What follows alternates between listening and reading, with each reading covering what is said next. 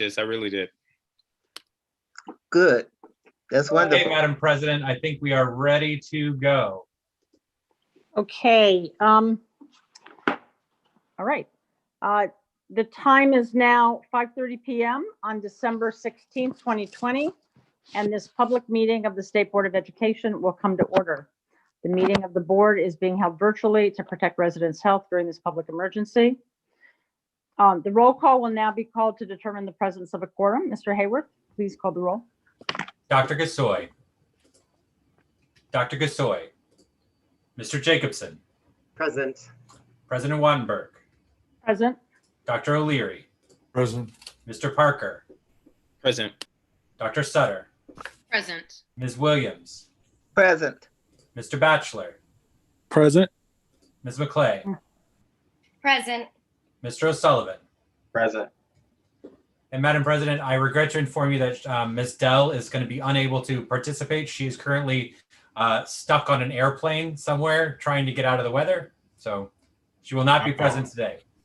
And let me just say to the public, we know from Emily Gasoi that she is also having some issues, and she will be joining us at various points tonight, but will not be here for the whole time. So with that, we have a quorum, and we'll proceed. Members, we have a draft agenda before us. Are there changes to the agenda? I make a motion that we approve the agenda. So moved. Okay. Motion being properly moved and seconded, I will ask for the ayes and nays. All in favor, say aye. Aye. Aye. Any nays? Okay, the motion is approved. Members, we have in front of us the minutes from our December 2nd working session. Are there any corrections or additions to the minutes? Seeing no changes, I will entertain a motion to approve the minutes. Is there a second? Second.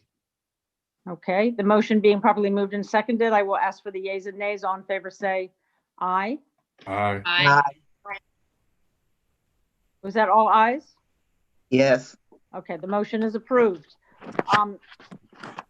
So good evening. My name is Ruth Wattenberg. I'm Ward 3 representative and president of the State Board of Education. On behalf of the members of the DC State Board of Education, I welcome our guests and our viewing public to our Wednesday, December 16th meeting. It is being held virtually due to the pandemic. Our next official meeting of the State Board is our working session on January 6th, 2021.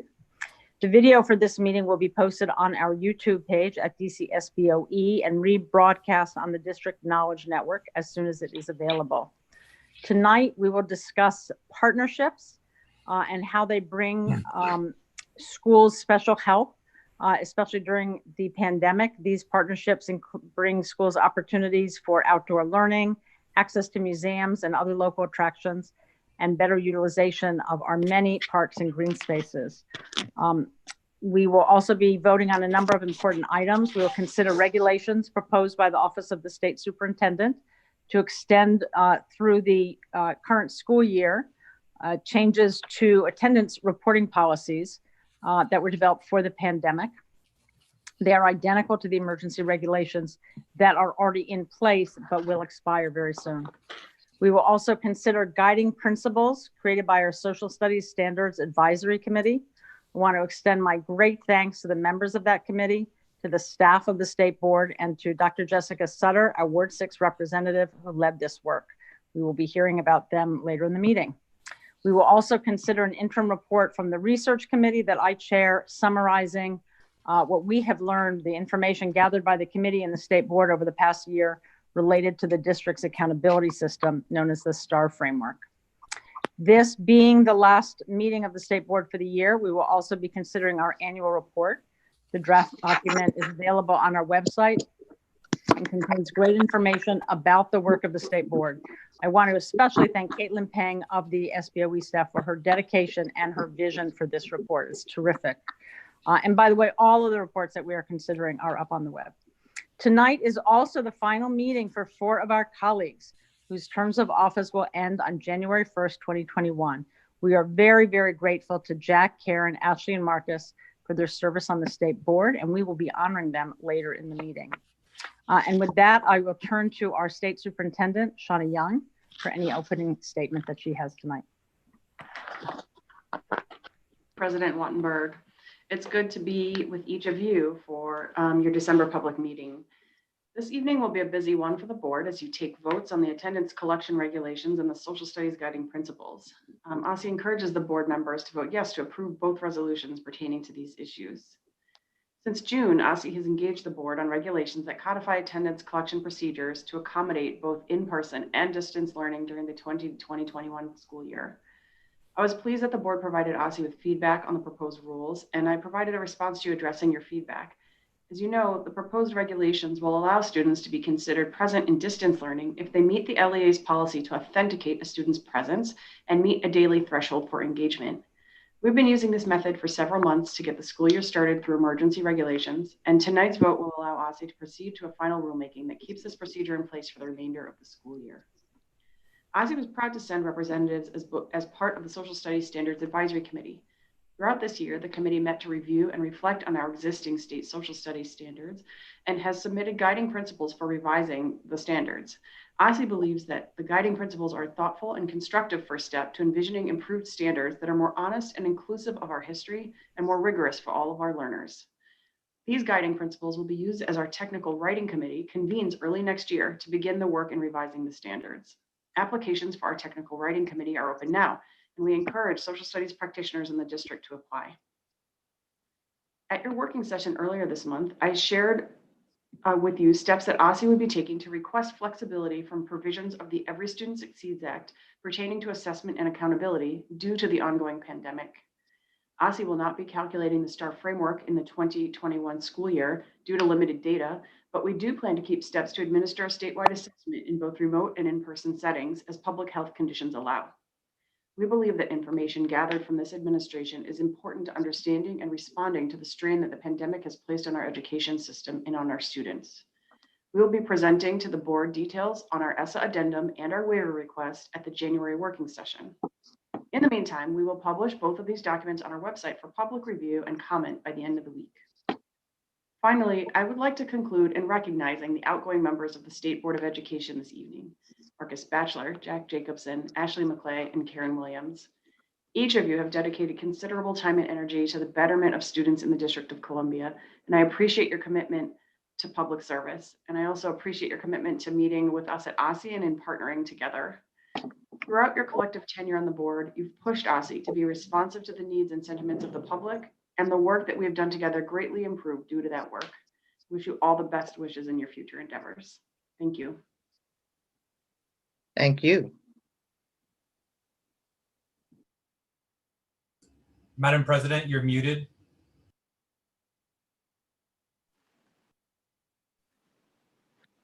Am I still muted? No, you can hear me? Yes, we can hear you. Yes. Sorry, people, I'm once again having gadget issues, but thank you very much, Superintendent, and have very happy holidays until we see you again. At every public meeting, we start by hearing testimony from public witnesses on education-related matters. Your comments become part of our official record. If you would like to speak at future public meetings, please contact our staff by email at sboe@dc.gov or by calling 202-741-0888. Tonight, we have 8 public witnesses. We'll be holding a limit of 3 minutes per witness. While you speak, there will be a timer on the lower right portion of your screen. The timer will display how long you have been speaking. Mr. Hayworth will signal when there are 30 seconds left by sharing a timer. Following each group of 4 witnesses, we will pause for questions from board members. Members will have 2 minutes for questions after each panel, and that is 2 minutes, including both the question and the comment. Because of the number of the witnesses, every board member likely won't be responding to every panel, so don't be offended. Mr. Hayworth will call the witnesses as well as the question period. He will also mute witnesses or board members that exceed their allotted time. Mr. Hayworth, you can move forward with the first panel. Thank you, Madam President. Our first panel will begin with Ms. Hoffstedt Keefe. Hello, everyone. Thank you for the opportunity to speak. I'm Kirsten Keefe, and I'm a current Lafayette parent, and I've been a Lafayette parent since 2011. I'm here because I have concerns that are reflected across the Lafayette community about a choice that we were presented on November 18th between either losing 2 pre-K classrooms at Lafayette we're picking up and moving the entire pre-K program across town to the former Lamb building at 13th and Missouri North. So for at least 7 months in 2020, DCPS facilities and other teams engaged in some pretty significant work to repurpose MLA funds of DC to execute an $8 million purchase of this building on Missouri Avenue without, we are told, any outreach to the Lafayette administration, and certainly without any communication or outreach to the Lafayette community, to the Brightwood community, or to any of the ANCs that support those communities and those ANCs whose guidance is supposed to be given great weight. So here we are at the end of a rather bad process where the choice being presented to the Lafayette community is falling squarely on our young families and their 4-year-olds of losing the choice between just 2 pre-K classrooms or taking on the burden of a very significant change and in expectation of trying to manage 2 commutes. I'm here because I'm asking and I'm amplifying Lafayette community voices that on the Save Lafayette Pre-K petition to ask this group, the mayor and the chancellor, who I understand have the ability to make this ultimate decision, that they require or ask of DCPS and Dr. Brocard to engage in the very same thorough and creative work it took to repurpose $8 million and purchase that building, to give fulsome credence and exploration to the very viable alternative solutions that have been suggested by the Lafayette community. I'll just mention a couple of them quickly. One, considering a lease at the ECP, which is just down the street from Lafayette, not to purchase, but at least to get us through school year 21-22 with just the 2 missing classrooms that are needed to solve this problem. Or engagement with the rec center that will soon be finished at Lafayette and which is on the same campus to perhaps fulfill that 2 classroom space. Raise the question of trailers and ask the community for their input on whether we would accept that for a year to get through this problem. Or perhaps considering the Lamb facility as an early childhood center, drawing from both Lafayette and Brightwood, but not exacerbating the lottery enrollment that would keep increasing the already problematic over-enrollment at Lafayette. So I just ask that the administration and DCPS really hear what the community is saying and give that energetic and listening consensus and engagement on these potential alternate solutions. Thank you. Thank you very much, Ms. Keefe. Ms. Stamper, welcome back. You will be next.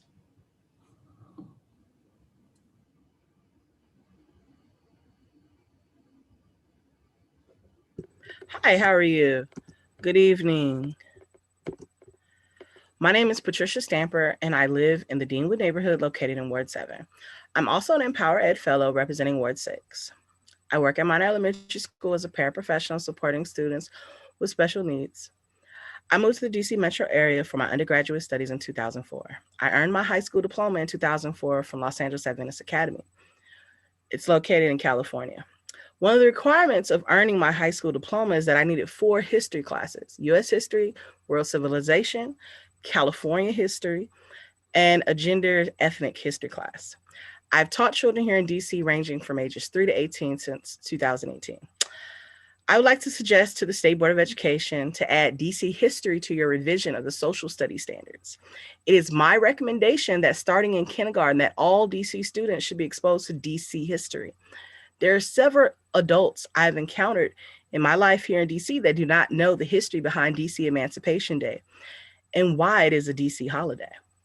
Also, I would like to thank Jack Jacobson, Karen Williams, Ashley Carter, and Marcus Batchelor for your dedicated service to the State Board of Education. Lastly, as an Empower Ed Fellow, I wanted to thank you and anyone who attended the Summit on Community Voice. It took place on December 5th. And I invite you to fill out the survey on what ideas would make the biggest difference at inmayoralcontrol.com. Thank you. Thank you, Ms. Stamper. Commissioner Ela?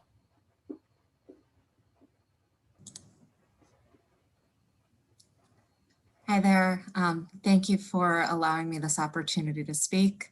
My name is Paige Ela, and for some background, I'm the mother of 2 boys, one whom attends public school virtually, and one who attends a private in-person school in DC with a strong reliance on the use of outdoor space. I will keep this brief. First, I'd be remiss not to start by thanking all of the teachers who are on the phone call, as well as the educators, for their time and expertise throughout the year and last year. I am specifically here to thank the leadership and the teachers at Horace Mann Elementary School for their efforts during the second term to provide students with outdoor learning opportunities. These opportunities provided students and caregivers with an ability to reconnect to the schools and community. As this pandemic and the separation from the physical schools has continued, the disconnect with learning community has increased. Following the start of small groups and optional outdoor learning, I saw a stronger engagement from the virtual group in distance learning. It was truly remarkable to see how these 5th graders interacted with each other and started to enjoy their work and had curiosity and their fellow students learning and ideas and work. So I'm here to encourage the continued use of outdoor experiences across the city, both academic and social emotional. I would also like to encourage additional psychological staffing with the focus on building bridges within the learning communities for both families and students through the use of structured friendship groups, all which can occur outside. Thank you very much for your time, your expertise, and devotion to the city, to the children across this city. Thank you. Thank you very much. Ms. Derrendinger, welcome back. Thank you. Good evening. I'll introduce myself again briefly. I'm a mother of 4 elementary age children. They're 11, 9, 7, and 4 in Washington, DC. And my career before being a full-time mother was as a public health nurse managing disease outbreaks overseas with Doctors Without Borders.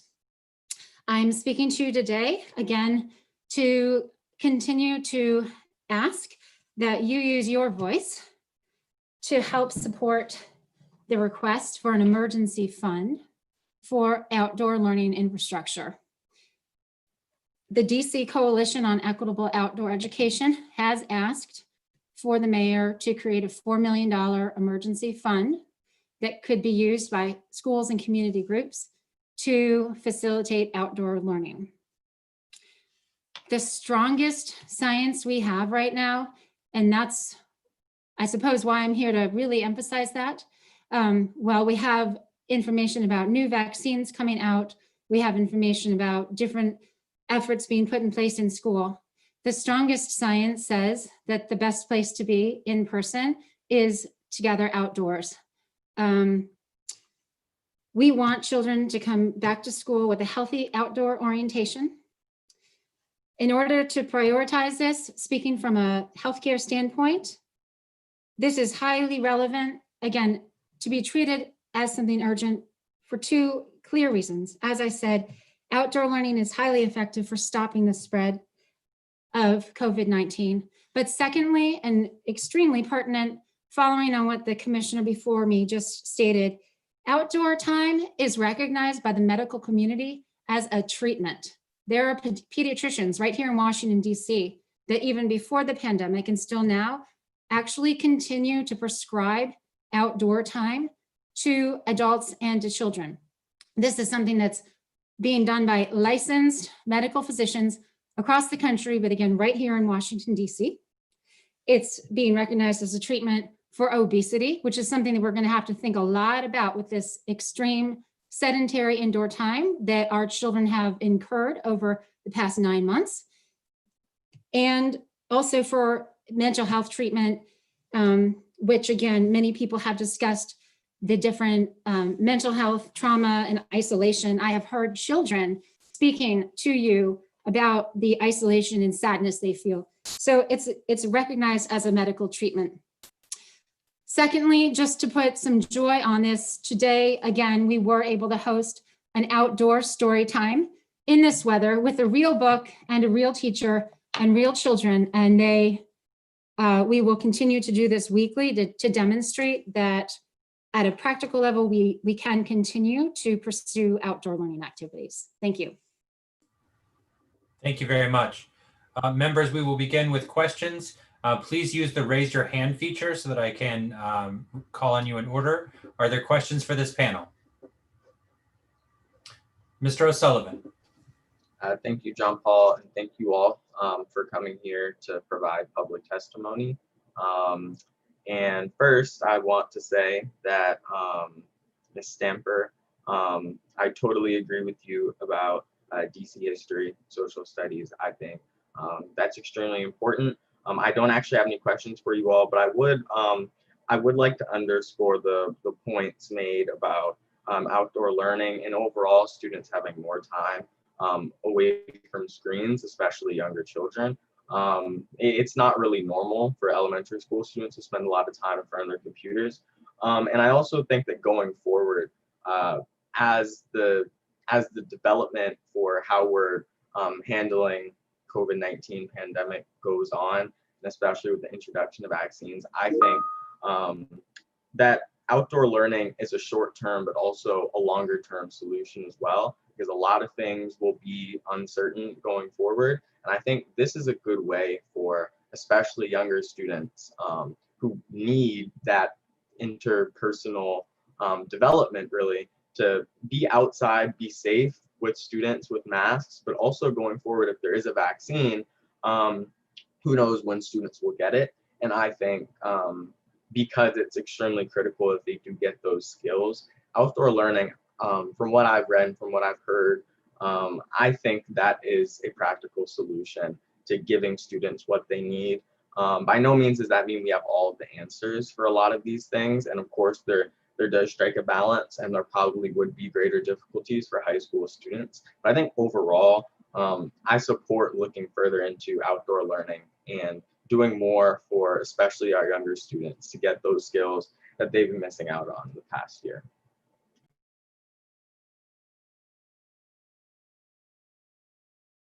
Thank you, Mr. O'Sullivan. Dr. Sutter. Thank you. I first want to say thank you, Ms. Stamper, for your testimony, especially on the social studies advisory committee and the guiding principles. I do want to note in the guiding principles on page 9 that are posted for the public tonight, we do actually request that the new standards incorporate DC history throughout pre-K-12.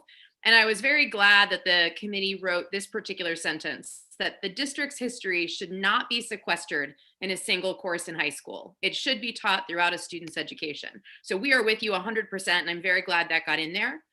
Ms. Keefe, I just wanted to ask a clarifying question about the pre-K seats. Are these new seats, meaning those are seats that are not going to be offered in the My School DC lottery this year? Or is this an expectation that there won't be seats for students who have currently enrolled in the school, except in a building at some satellite location?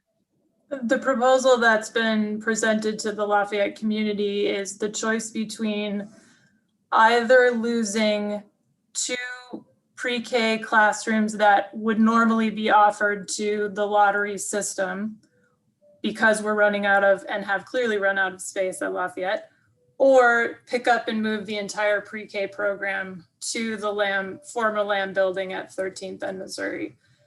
When asked about alternative uses for that Lamb building, which was purchased in 2020, DCPS has not articulated any planned alternate use. So it's pretty clear that DCPS intends that to be the choice. Okay, and this is for the 21-22 school year or the 22-23 school year? Because I know the lottery just opened. 21-22. Okay, thank you, Ms. Keefe, I appreciate that. I'll yield back my time. Thank you, Dr. Sutter. Dr. O'Leary. Dr. O'Leary, you're on mute. Wattenberg tell me I was on mute. I'd like to double down on the fact that the community, the Lafayette community, was not given any, and the Brightwood community, in fact, Ward 4 was not given any knowledge of anything that was going to happen until after the city had purchased the military road school from Lamb. And as Ms. Keefe said, the it's almost a done deal, but there's no communication and there's no transparency, and it's kind of endemic in what goes on in the school system right now. And we as a community have to do something about that because it just can't be done without anybody knowing about it, not having any kind of input from anyone. Lafayette is the second largest school in the city. It has more students than any high school except Wilson. Maybe I don't know about Deal. Maybe it's second or third, but it's the largest elementary school by far. And it's overcrowded. There's definitely a need for more rooms someplace, but there ought to be some community input. Thank you. Thank you, Dr. O'Leary. President Wattenberg. President Wattenberg, I apologize. Ms. McKay actually did have her hand up and I missed it. Do you mind if she goes first? Thank you. Ms. McKay. I just wanted to comment to Ms. Stamper.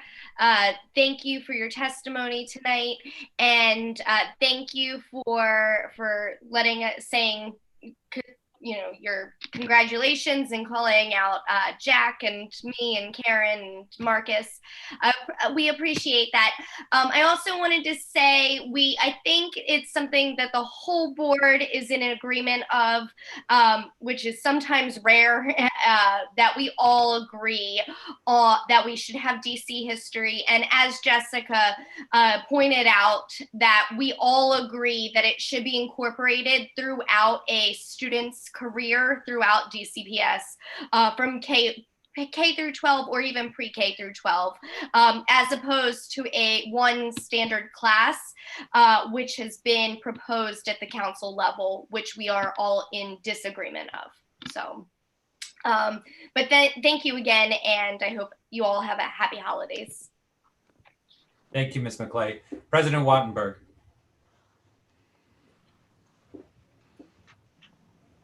Hi, I want to speak to Ms. Keefe's comments. I was at the ANC meeting last week where this was raised, as was Board Member O'Leary, and I had been following it a little bit on the listservs and by some previous meetings. I just want to say this is ridiculous. People have known that there was overcrowding at Lafayette for years. They built it, they added onto it, they added onto it again. This has been known for years. It's been known for a good number of schools for years.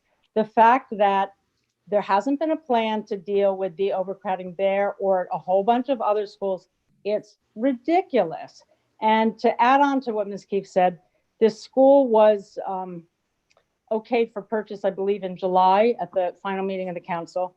Nobody in the community, not the ANC, not the Board of Ed members, not parents, nobody was informed about it until I believe it was November 2nd, I think, or sometime in November, at which point it was pretty much a done deal, as Board Member O'Leary said. It was presented as, either you can have a pre-K there or you're not going to have a pre-K. Let me say, there are so many buildings available right now for lease. There are so many buildings that are vacant. There are so many buildings where retail and restaurants are bankrupt and they're gone. There are plenty of places to put this. We know there's an Episcopal school that has offered to provide space on some sort of lease basis. So it is really, I complain a lot about the unresponsiveness of DCPS, but this is really so ridiculous that this would happen and nobody would be, the staff, the DCPS staff would even try out alternatives, talk to the community, try to get alternatives that made some sense. So I really do hope that they come back with something. And I know it's a huge issue on the listservs and everywhere else, and it will be again and continue to be if it doesn't get rectified. Thank you. And thanks to all the people talking about outdoors. Thank you all very much. Members of the panel, we are concluded with questions for you. So thank you again for coming tonight. If you wouldn't mind, go ahead and logging off. We'll bring the next panel in. Please do feel free to continue to watch the meeting on our YouTube link.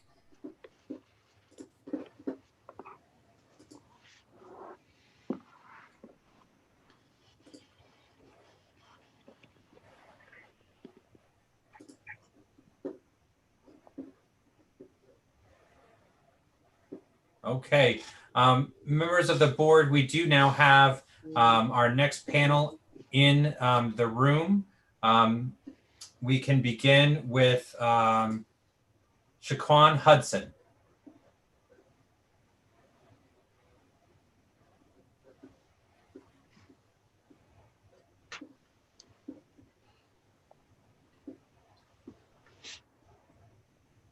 Shaquan Hudson. I'm sorry. I was Hey, feel free to begin when you're ready. okay. Good evening. Shaquan Hudson. I'm sorry. I was sorry. Hey, feel free to begin. You just need to close out the YouTube.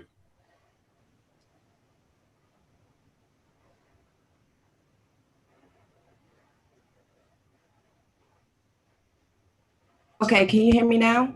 Yes, ma'am. Please begin. Hello. Good evening, everyone. I am Commissioner-elect Shaquan Hudson. I represent Single Member District 8E05. Thank you for this opportunity to share my thoughts on outdoor learning. I will be representing all of the educational institutions here in Ward 8.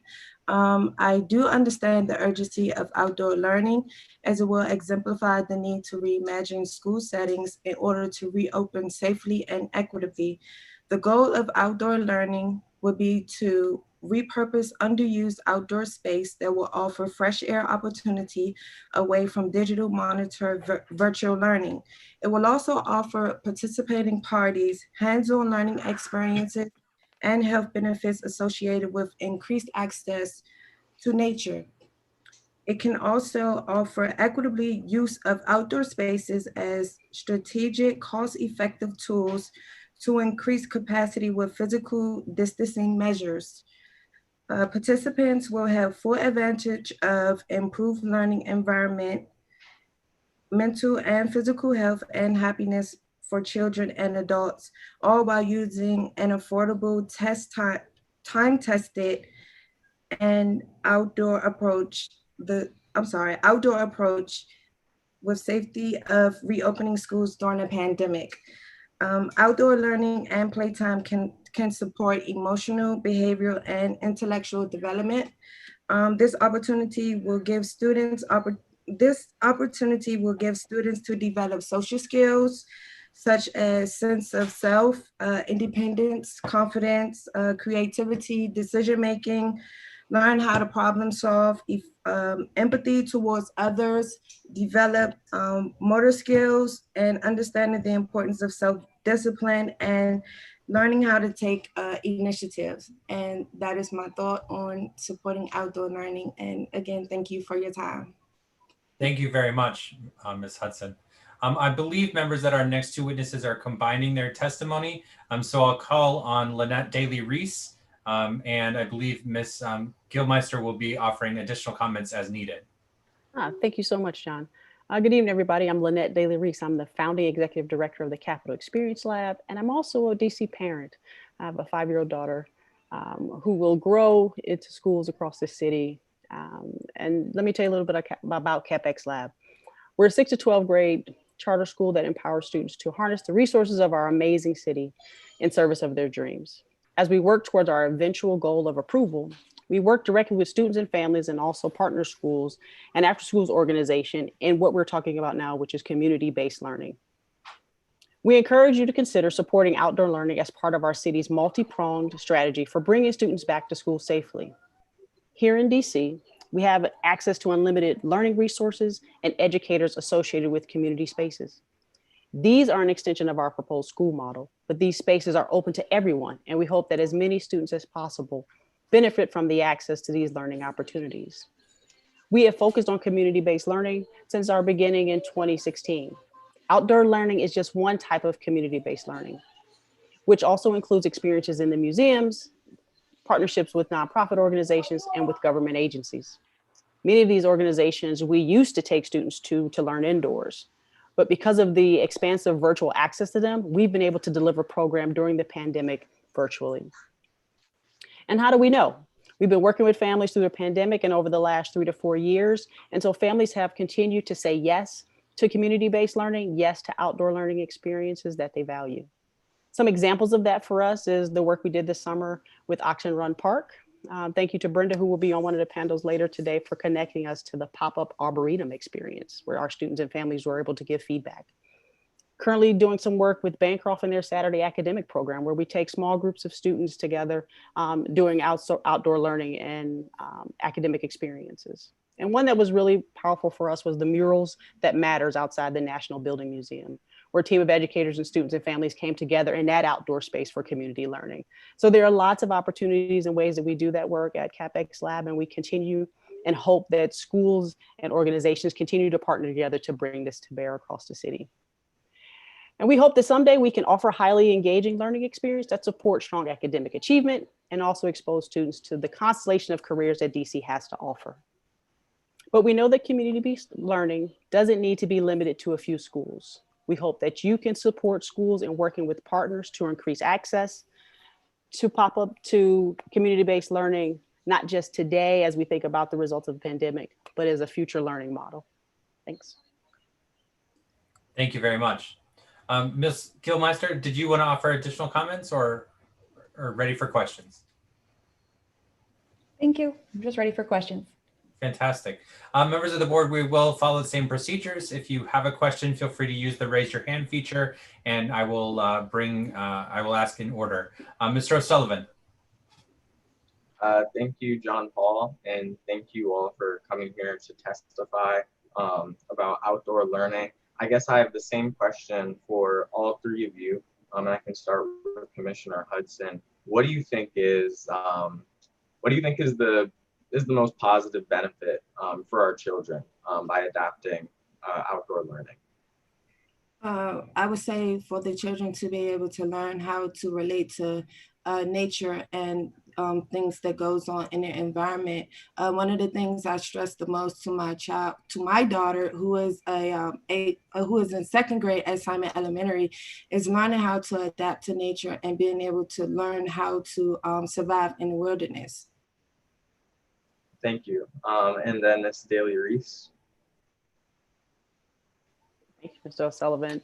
For us at CapEx Lab is about making connections and background knowledge and for students, not only by what they learn in a classroom, but what they experience in the city. So it's the connection of those two pieces that is our position, that the academic outcomes that we want for students go up, students' understanding and connection to the world by which we want them to be engaged citizens goes up, the more times that they are outside the classroom learning and experiencing the world. And so for us, it's not just about academics, it's also a social emotional benefit to the communities that they live in. Ms. Gillmeister. I'll just add on to that piece Lannette shared about connection to the community. Spending time in a place is part of what makes you feel connected to it and makes it feel like that is your home and you belong there and you can contribute to it. So we really value spending time in the community as a way to encourage future citizens to take care of our city and offer its resources to other people they know as well. Thank you, and thank you three for testifying. I think it's pretty resounding across the city that outdoor learning is something that we should be supporting, especially right now in the middle of the pandemic. So, thank you very much, Mr. O'Sullivan. Dr. O'Leary. Yes, I want to ramp it up a little bit. And that I was a high school teacher forever. And I think that the things that happened that my students remembered the most probably had nothing to do with what was going on in the classroom.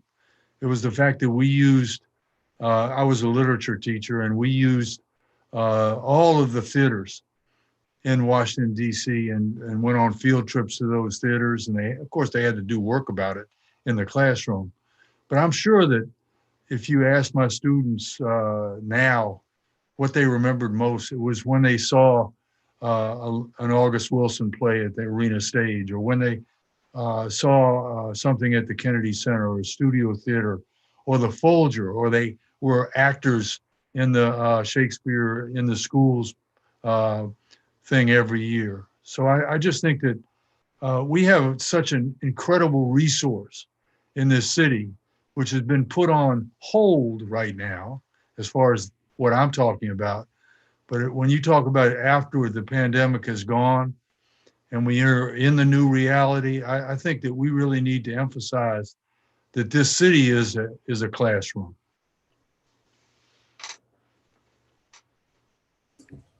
Thank you, Dr. O'Leary. Dr. Sutter. Thank you. And thank you all for your testimony about outdoor and experiential learning. Ms. Dailey-Reese and Ms. Gillmeister, I'm so glad to see you both here. We've talked on a number of occasions, as I know you find Ward 6 to be a wonderful potential location for the CapEx Lab school because of its proximity to the Smithsonian and the other resources you all have worked with. I'd love to just ask you to talk a little bit about how you think, OSSE's about to take our guiding principles that hopefully we'll adopt tonight and think about how to write the social studies standards. One thing we've asked in there is to make this kind of learning easily connected to our new standards. Can you talk a little bit about how you think that might best happen?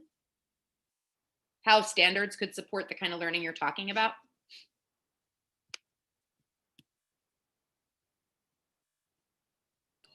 Go ahead, Gillmeister. I held the first part of the conversation. I'll let your voice ring. Thanks, Lannette. So really, I think two pieces are important there. One, standards in a lot of ways function as permission for teachers and schools. And so when something is included in the standards, that gives a school the permission, the go-ahead to say that that is valued. Right now, since place-based or community-based connections are not explicitly included in the standards, teachers can advocate for those and fight to have those opportunities for their students, but it's a value add or a bonus or an extra. And some schools make time for that and some don't. So by including that type of learning in the standards, maybe with things like suggested places or suggested types of experiences that students could have, maybe something like a menu, I think that you're able to give more schools and teachers the opportunity to say yes to those experiences because they're there in the standards. Thank you. Dr. Gasoi. Thank you, and thank you all for being here. I wanted to give the CAP Lab folks an opportunity to talk a little bit about what your work looks like. So, what do students actually experience when they're with you? And Ms. Hudson, maybe if you could share outdoor learning experience that you have found impactful. So. Thank you, Emily, for that question. Day in the life of a student for us is they show up and we have morning meeting, which is a way to create that culture and community that is essential to any school environment and any school community. The first half of the day is learning in their content, interdisciplinary. You can do your science, social studies, math, ELA, all of those things. Connected to a content lab if you're not out in the community. And 2 days a week, we are out 90 minutes at some amazing resource across the city. That can be a museum, a community organization, multiple connected spaces. So may not just be one place, but it'd be a connection of places. And all of that is tied to a unit of study. The students are creating what we call a project-based presentation that they're going to do to the community so that they are also contributing learning and not just receiving learning. And the other piece of that from a social emotional standpoint is our time that we do around storytelling and reflection, because it's really important for us to not only just continue to get a pulse of what are kids experiencing as we're going outside so that we can make shifts as educators, but also how is their sense of agency and belonging, as Allison mentioned earlier, continues to grow, that the more that they're outside, the more that they're connecting with professionals and networking.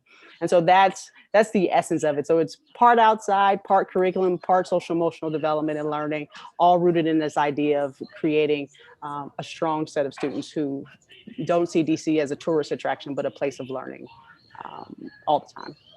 And I'll just add that when we're partnering with a school like Bancroft and we have a shorter experience with them, we combine those ingredients that Lannette mentioned just in smaller dose. So we always include some amount of social emotional learning and connection time. We always include an academic standard. And then there's a creative part where students are applying or using the knowledge that we've gained out in the community to produce something, because we know that that creation is what's going to make the learning stick. Thank you so much for your thorough response. Vice President Batchelor. Thanks, Mr. Hayworth, and thanks to everyone. I apologize to my colleagues earlier in the evening, but want to apologize to our panelists as well. I have come down with strep throat today, so I'm off camera, but luckily at home. And so I just wanted to chime in and thank you all for your testimony.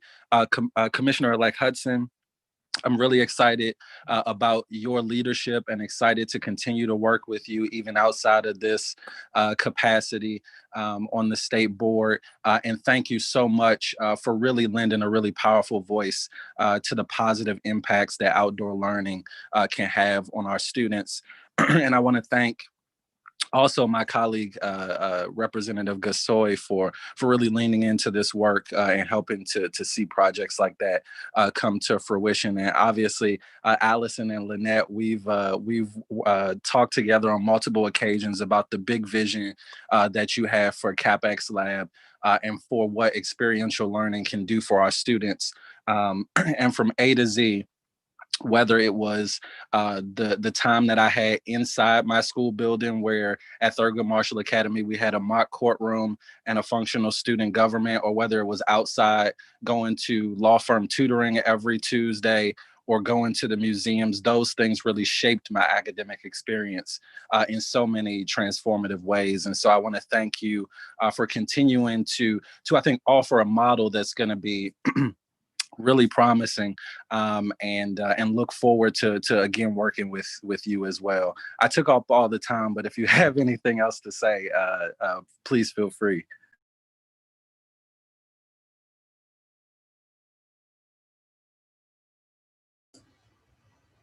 Awesome, thanks. Thank you. President Wattenberg.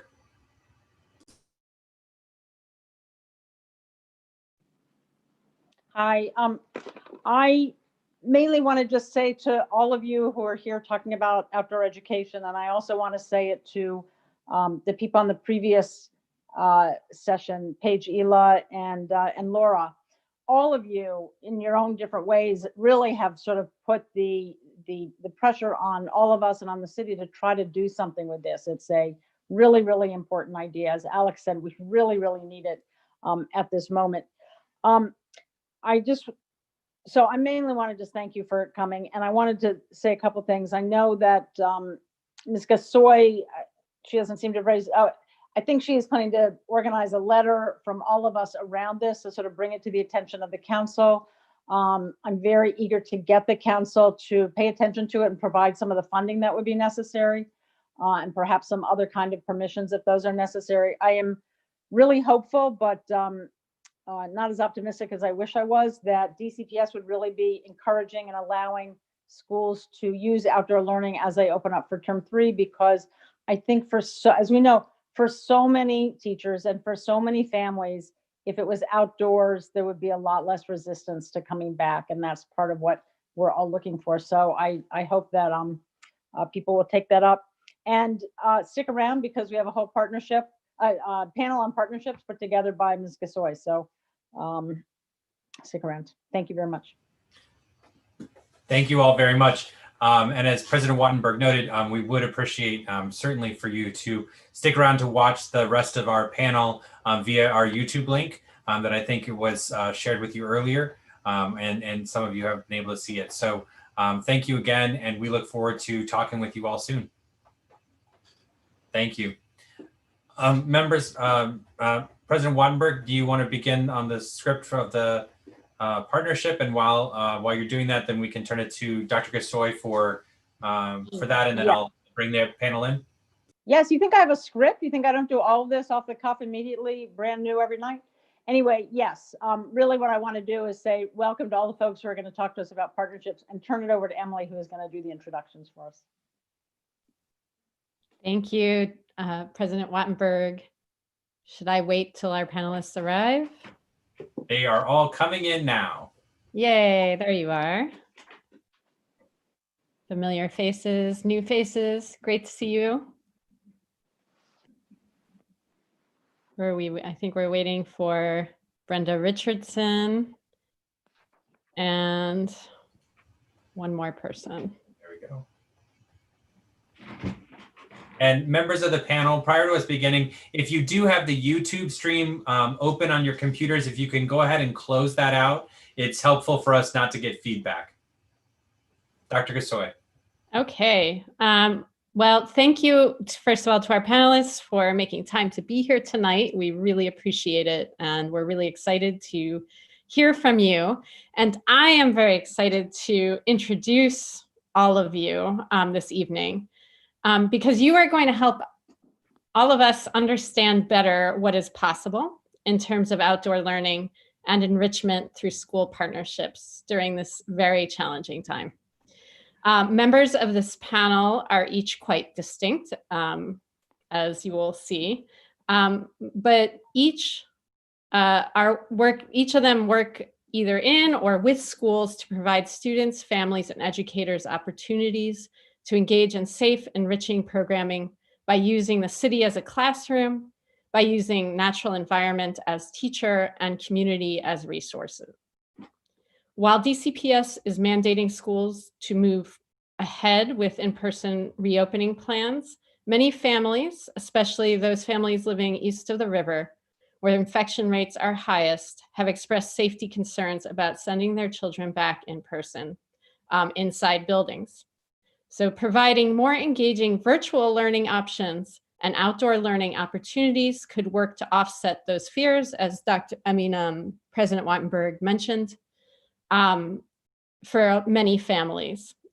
So without further ado, I want to introduce first Abby Krolik, and please correct me if I pronounce any of your names wrong. Abby Krolik is Executive Assistant for the Professional Development Collaborative, also known as DCPZ, which stands for DC Project Zero, which is headquartered at Washington International School. And it's a cross-sector professional development collaborative that takes full advantage of our city's rich resources and to foster, including fostering museum school partnerships. We also have Elana Mintz, who is the founder and executive director of Urban Adventure Squad / Urban Learning and Teaching Center, a nonprofit that partners with schools and offers out of school time outdoor programming using nature and the city as a classroom. We have Christopher Stewart, who's a library media specialist at Columbia Heights Education Campus, shout out to Ward 1, who provides students with social emotional learning, love of books, and literacy through outdoor programming. And Brenda Richardson is a member of Friends of Oxen Run and the Coalition of Equitable Outdoor Education. And they are helping to organize outdoor programming for Ward 8 families in partnership. Sorry, I missed, but is working in partnership with a lot of different organizations, community groups, electeds, and to hopefully eventually partner with schools. And then last but not least, Lisa Luceno is the Senior Director of Early Childhood Strategy at Briya Public Charter School. And Briya has organized safe, sustainable, and now winterized outdoor classrooms, which they started at the beginning of the school year. So we're really excited to hear from all of you, and I will turn it over to our panel. John Paul, do you do something now, or should I just choose somebody to go first? We have Ms. Krolik as our first panelist from DCPZ, but if another panelist would like to go first, I'm sure that's fine. Okay, Ms. Krolik, why don't you go? Either way is fine with me. So yeah, thank you for having us here. So as Emily said, I'm from the Professional Development Collaborative, and essentially what we do is we support educators' continual professional growth by offering high quality professional development opportunities throughout the school year and the summer, as well as directly consulting with schools. And we believe that one of the best ways to make learning feel relevant is to work closely with our community educators. These are our museum educators, our park rangers, librarians, and so on. And they all have a wealth of resources and ideas that aren't always directly available in schools. So much of what we do is in partnership with these community and cultural institutions about the DC region. And then just a little bit of background about the DC Project Zero thing. If you're not familiar, Project Zero is a research group out of Harvard's Graduate School of Education. We have a very close partnership with them, hence our name. And what they do is they seek to understand and enhance learning, thinking, and creativity for individuals and groups in the arts and other disciplines. And Project Zero has actually become really popular in museum education departments around the country because many aspects of their research and the pedagogical tools that have come out of it align particularly well with object-based learning. And this has become the grounding element in our partnerships with museums, particularly in DC. And then we have this DCPZ network, which is a network of educators across the DMV and sometimes even beyond. We're about 2,000, over 2,000 now. And we come together through different kinds of programming and projects to support each other in integrating Project Zero principles and best practices into our diverse teaching environments. And of our main programming, our flagship event is called WISIT, or Washington International School Summer Institute for Teachers. It's a week long in August, usually, and one of those 5 days is always the day at the museums, when we bring the participants down to the National Mall area for museum educator-led courses in the galleries. And you might imagine this is always a huge highlight of the week for everybody. And then during the school year, we partner further with museums to present free evening and weekend workshops to educators about once a month. And these either work to refresh some of the ideas that started at WISIT or act as an introduction to Project Zero and or to using museums in your teaching practice. Then, of course, with the pandemic starting, we had to do that pandemic pivot that everyone has done. Basically, we moved everything to Zoom. We've managed to translate most of our usual programming to Zoom, including WISIT and our monthly workshops with the museums. So far this year, we've had workshops with the National Museum of Women in the Arts and the National Air and Space Museum. And in 2021, we've got a packed slate coming up with workshops with National Museum of African American History and Culture, Planet Word Museum, and National Gallery of Art, and others.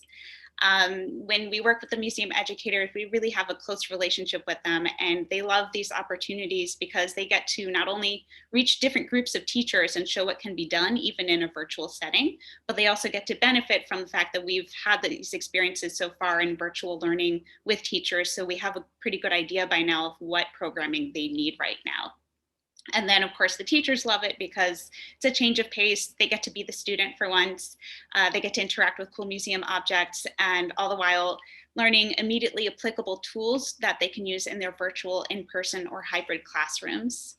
And then even before the pandemic, we have found that museums and teachers, unfortunately, particularly DC teachers, struggle to connect with each other. I think I've heard earlier people talking about this as well. There's just not always the resources or the support that they need to take advantage of the really magnificent museum offerings here. But with everything being virtual now, it's in some ways a little bit easier with not having to travel to participate. So now is a really great time to make those connections between teachers and museums, and hopefully they'd be able to carry those on past this time. And then lastly, I just want to highlight one partnership in particular that we've had. In the last couple of years, we've developed a really crucial partnership with the Smithsonian Center for Learning and Digital Access, also known by their acronym SKILDA. And their staff has a really deep knowledge of the Institute's vast resources, but they also know how to use technology to enhance both the learning and access to those resources. And we've really been making good use of that, especially now. We've collaborated with them on several projects, including long-term projects with teachers that have an even greater impact than our one-offs. And in all of these projects, we use Skilda's digital platform, which is called the Learning Lab. And we use it as a space for learning about how to integrate museum resources in a really meaningful way, while also sharing invaluable tools and ideas with the lab's community of users. And if you're not familiar with it, it's a free digital platform. It has all of Smithsonian's resources on there. It's amazing. I think of it as museum Pinterest, basically. Thank you very much. Ms. Mintz. Good evening. My name is Elana Mintz. I'm the founder and executive. Ms. Mintz, I apologize. Can you turn up the volume on your microphone just a little bit? It should be on the bottom left of the screen. You click the little caret and go to audio settings.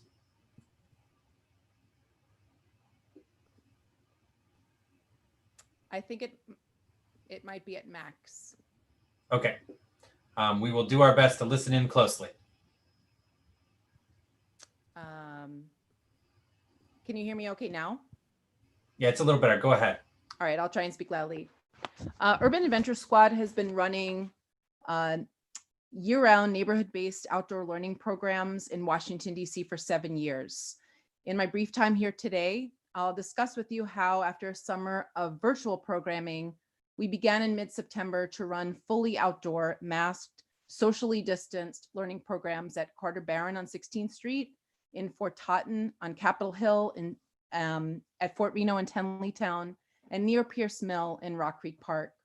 Outdoor learning can be provided safely, equitably, and joyfully for students of all ages in every neighborhood of the city. The most important elements are planning for curriculum, safety, logistics, and weather, and partnerships with environmental and other outdoor education providers like us. We're lucky to work with many of them and with other nonprofits and small businesses that have provided enriching neighborhood-based education experiences for our students that focus on local history, the environment, architecture and design, science, the arts, and much more. We often assume that outdoor education is appropriate only for our youngest learners or just for private schools. We might hear the term and think that it means that children get on a bus and spend a day or an overnight at a wildlife refuge or a farm. Those experiences can be life-changing, but they are rare or non-existent in the course of a public school child's experience from pre-K 3 to grade 12. Outdoor education can begin on our school playgrounds and in our neighborhoods, and it's inexpensive, accessible, and empowering. Our model is based on looking at the 2 to 3 mile radius around our headquarters for the day. That can be pre-pandemic, a church, a school, a university, or a synagogue, and we create a neighborhood-based curriculum. Our current outdoor programs take a similar approach. This fall, we learned to build a water wheel with recycled materials as we hiked and learned about the history of grist mills in Rock Creek Park. We've learned about labyrinths by designing our own on paper and then building one with fallen sticks at Fort Totten Park. We've learned about navigation by using compasses, identifying natural landmarks, and creating trail maps. For our current outdoor programs, we can accept 18 to 20 children per session when we have 3 available educators because we split into smaller groups. Our groups stay within walking or calling distance of each other so that educators can support each other. As of yesterday, we've enrolled 80 children in our programs in grades 3 to 8 since September 15th, and many of them return weekly. We've given out 44 program scholarships. Enrollment is up and down. For outdoor learning to be truly equitable, programs should be more frequent and in partnership with a school or a group of schools. We choose locations and programs carefully because of our current budget constraints, but we could expand with funding. We're also holding virtual sessions with Cleveland Elementary School in Shaw, where we meet with Mr. McConnor's 4th and 5th grade science classes. This is a project funded by the DC Department of Energy and Environment and the Chesapeake Bay Trust, and it teaches students about how their school and neighborhood connect them to the Anacostia River and empowers them to know that you don't need to be able to see or walk to a waterway to protect it. We know that we can't safely be inside classrooms right now, but we could meet the class on their school playground and, with masks on, in small groups and at a distance from each other, take neighborhood walks to find the nearest storm drain, to see where trash and pollutants from that block begin their journey to the Anacostia River, and bioretention gardens, the small recessed gardens located between the sidewalk and the parked cars, to see how they capture and filter stormwater before it reaches the sewer. The final event in our school year-long grant with Cleveland Elementary School was supposed to be a field trip to the Anacostia River and a boat ride with Anacostia Riverkeeper. That's not likely to happen. But being with them in person would allow us to create hands-on local versions of that trip that could be life-changing and change the way they see their neighborhoods. We have done what we have even now when we are unable to meet our payroll obligations. We are proof that even with a ravaged budget, outdoor learning can be done equitably, joyfully, and safely. We hope that you, the State Board of Education, will stand with us as we imagine together what outdoor learning could look like if a school system supported it through partnerships and programs. Washington, D.C. could become the model of a public school system that tended the academic and social emotional needs of its students during a pandemic by charting a new path for them and for their neighborhoods. Thank you so much. I hope you're able to hear me. Thank you. That was great. Mr. Stewart. Yes. Hello, hello everyone. Can Can you hear me okay? I know last time I asked the same question. Let's see. I'm going to share my screen. That's okay.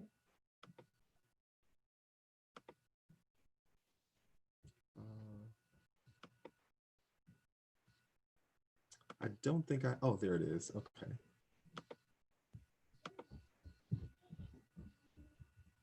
Okay. So again, my name is Christopher Stewart. Thank you so much for allowing me to be here and talk about the librarian's view. So I am a husband, father, son, brother, social justice advocate, and school librarian. So this is my beautiful library, which I miss oh so much. The students' library really at Columbia Heights Education Campus, Bell High School. This is one of the displays that was up prior to us leaving. Some amazing authors there. Some of them actually came to the school for author visits. So collaboratively serving our students, the importance of space and relationship. So of course, when we think about space and relationship, we oftentimes think of indoor buildings, within the four walls.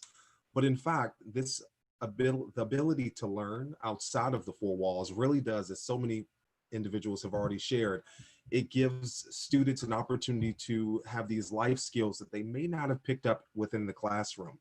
It also allows them to apply what they have learned within the book, to actually go outside and apply what they've learned within the book, and to see the world in a different way.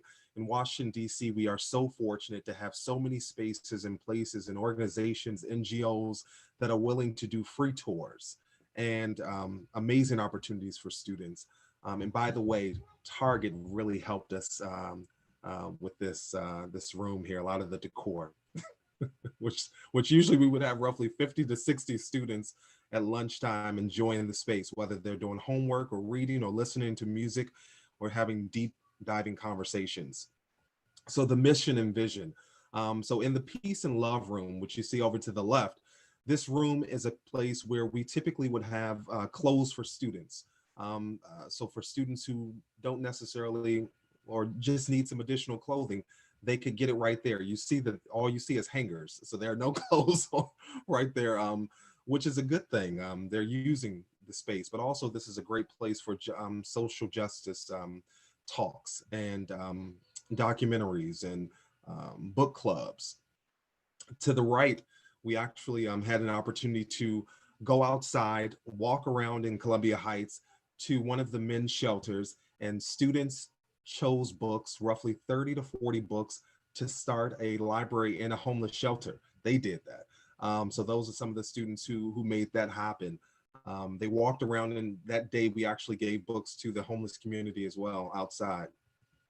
So when we think about hitting the streets and outdoor education, we have to think about ending book apartheid and keeping the community safe, of course, but keeping the community engaged. So this is one of the events right in front of Czech a few months ago, and we do this every month, but we had about 30 to 40 people, students, parents, community members come out.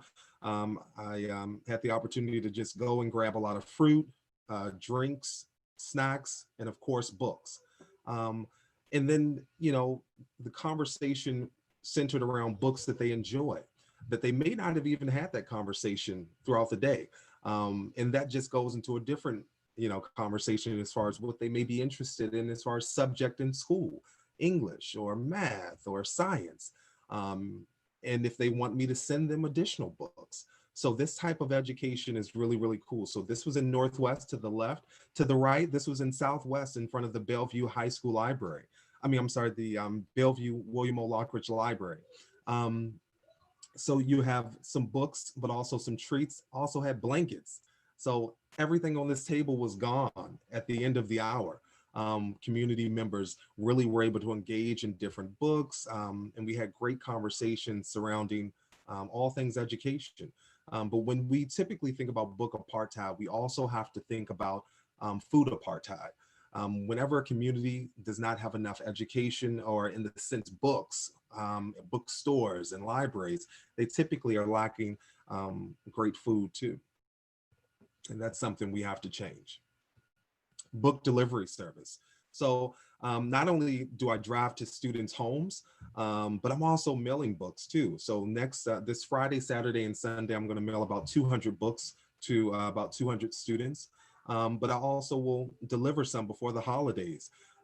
So many students, yes, they want a PlayStation or PS5, but many of them want a good book to read and cuddle up next to. So, and so that I was able to talk to this young man in the to the left, who is over 6 feet tall, is a 9th grader, only 14 years old, loves books, and most people would look at him and say, "Oh, he's going to play ball."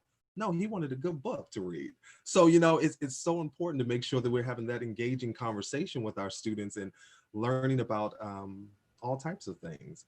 And Lala, she's the library brand ambassador, one of them, where I created this program where students are getting scholarship, but also money each week to spread the word about the library and promote it. And she is one of our library brand ambassadors with her mom right there. So adaptable librarians. So of course we know that this is a tough time, but we do a brunch and book discussion on Wednesdays, once a month. Since I'm doing it this Friday in front of the William O. Lockridge Bellevue Library, and it's not brunch, it's going to be a snack and book grab. So of course we're going to have clothing actually with tags on it. So new clothes that we're giving out, of course, new books. And we're also going to give out some great packets for students to do over the break, educational packets and learning. So it's going to be really exciting and fun.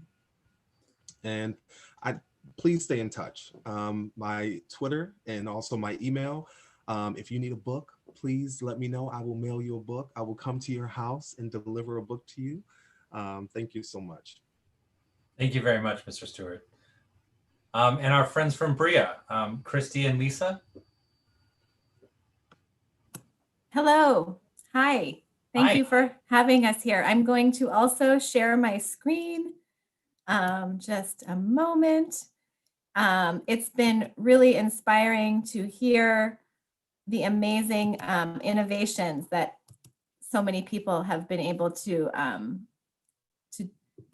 do despite the limitations. So hopefully I can add something to this conversation and to the support for outdoor learning and experiential learning and collaboration, which is so important right now.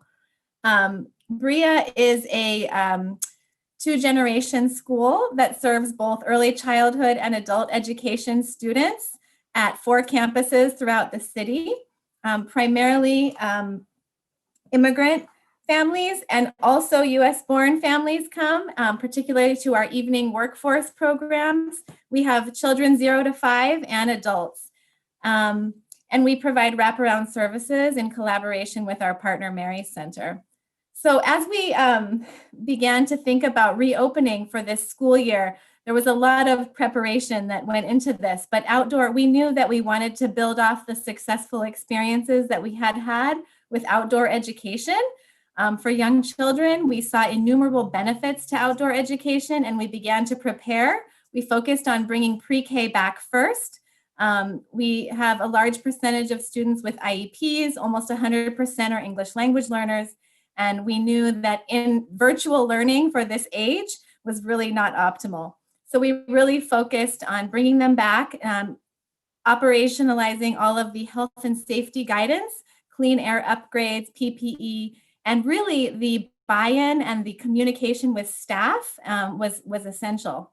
We focused, of course, on the HVAC system because we also needed to prepare some indoor spaces for inclement weather, for distributions, all sorts of things. And we were able to follow the recommendations of a consultant who was giving guidance to schools. We focused on all of the ever-changing health and safety guidance, building in the OSCE requirements for things like daily health checks. And we did all of this outdoors. We used a simple form. We focused on simplicity for both employees and for students. And we knew that, as I said, we really wanted to bring the kids back on site, knowing the many benefits that would have. And so we focused over the summer on building infrastructure, getting the supplies, the curriculum and everything to be able to have a hybrid model for students that combined virtual and in-person learning in cohorts of children. We prepared outdoor spaces. We were able to hire a part-time outdoor learning specialist to guide us in our curriculum, to use the guidance of an amazing gardening teacher, and to prepare some small spaces for children to learn outdoors. We focused on, we knew that everyone was telling us it would be 20 times safer to do this outdoors. And it was not an option for us really to only have children on the computer all day long. So we had to do it. We considered this as an antidote to the stress and the isolation and the trauma that many children were experiencing since the spring that was brought on, or in some cases just exaggerated by COVID. So after preparing the spaces, we decided we didn't want to bite off more than we could chew. So we started with the half-day program, and we built in all kinds of elements of experiential elements that would be responsive to their age and the situation in which they had been living. We wanted to make sure there was guidance for teachers so that it wasn't too onerous for teachers. So our outdoor curriculum specialist created guidance for teachers so that that would include academic elements of math and literacy, as well as other things such as building independence and autonomy in the garden, and finding ways to use the natural environment while at the same time complying with all of the health and safety guidance, and really just respond to the realities that they had been living. Now we're in the winter, right? So of course we needed to make some cold weather adjustments. We're sort of looking at this year in chunks and constantly evaluating and reevaluating and making change where it needs to be made to be able to continue to provide in-person learning for our young children. So we were able to, with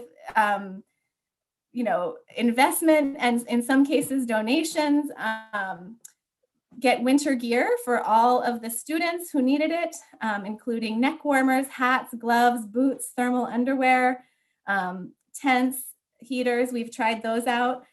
We're trying out toe and foot warmers, and we had to adjust the curriculum, right?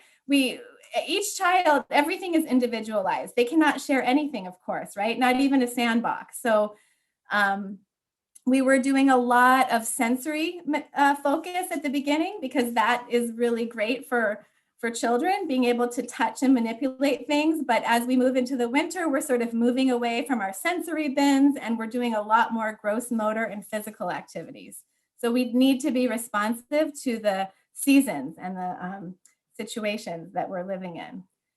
Having in-person opportunities has really helped us to be able to teach key safety behaviors to children in a way it's just not the same virtually. So we've done all sorts of things like creating personalized masks for them. They're able to learn how to use these things with their teachers and with their peers. And I think that we've seen that the peer modeling and the element of choice and agency that they have while they're on site really helps them to internalize these things. Other examples of distancing, we have to be intentional about how we set up the materials and use of stickers or sticks that they got to decorate to help them learn how to keep distance, and lots of guided opportunities to practice this. So as I mentioned before, everything is individual, right? We can't share anything. It takes time and it takes preparation, but it's really achievable. And it's something that with many of the great ideas that have been mentioned before me, and with the collaboration and the public support, this is something that shouldn't be unattainable. It is attainable. Keys to success, we found starting small and prioritizing. Like I said, we couldn't bring all of our students back on site right away. So we prioritized certain groups of students. We needed to be able to have buy-in of staff. And so the communication early on, the PPE and all of the equipment early on helped to build that buy-in, being able to have the agility and to have the opportunity to do this. And then all of the networking that's been done, the consulting with local experts and community members and those who have helped us have really made this achievable. And we've really seen the social, emotional, academic, and cognitive benefits for both students and staff report that, as was mentioned by earlier, it's like a treatment. Coming on site, coming outdoors, being outdoors really provides a lot of benefits for the people who are participating in it. So thank you so much for this opportunity to share our experiences. Christie McKay, the executive director, is also on the panel, and we're happy to answer any questions later about the outdoor learning experience that we've been able to do at Briya Public Charter School. Thank you so much. Ms. Richardson from the Friends of Oxen Run. John Paul, can you pull up my presentation? Yes, ma'am, we'll do so right now. Thank you for helping me. No problem. Shall I start talking? Please go ahead. It's going to take me a second or two. Okay, thank you. Good evening, everyone. I'd like to thank you for this opportunity to share the great need, the incredible value, and the outstanding joy of outdoor education, outdoor learning in Ward 8. The Friends of Oxen Run Park are working in partnership with the DC Coalition for Equitable Outdoor Learning. And I just want to share what some of our experiences have been. Next slide, please. So we did not make the assumption that we knew what the community wanted. We went to the community to make sure that we were working together and found out what they wanted. So the DC Coalition was kind enough to organize a focus group with Ward 8 parents that helped us to discover that there is indeed value to outdoor education in Ward 8. Next slide, please. So you guys, we did 3 wonderful things this fall. We had a Raptor program, we had a story time, and we had a conversation with the parents as a result of our conversation in the focus groups. And I want to emphasize that in light of the sedentary lifestyle that many of our families have adopted, outdoor education will have a positive impact on our students and our families' mental and physical well-being. Next slide, please.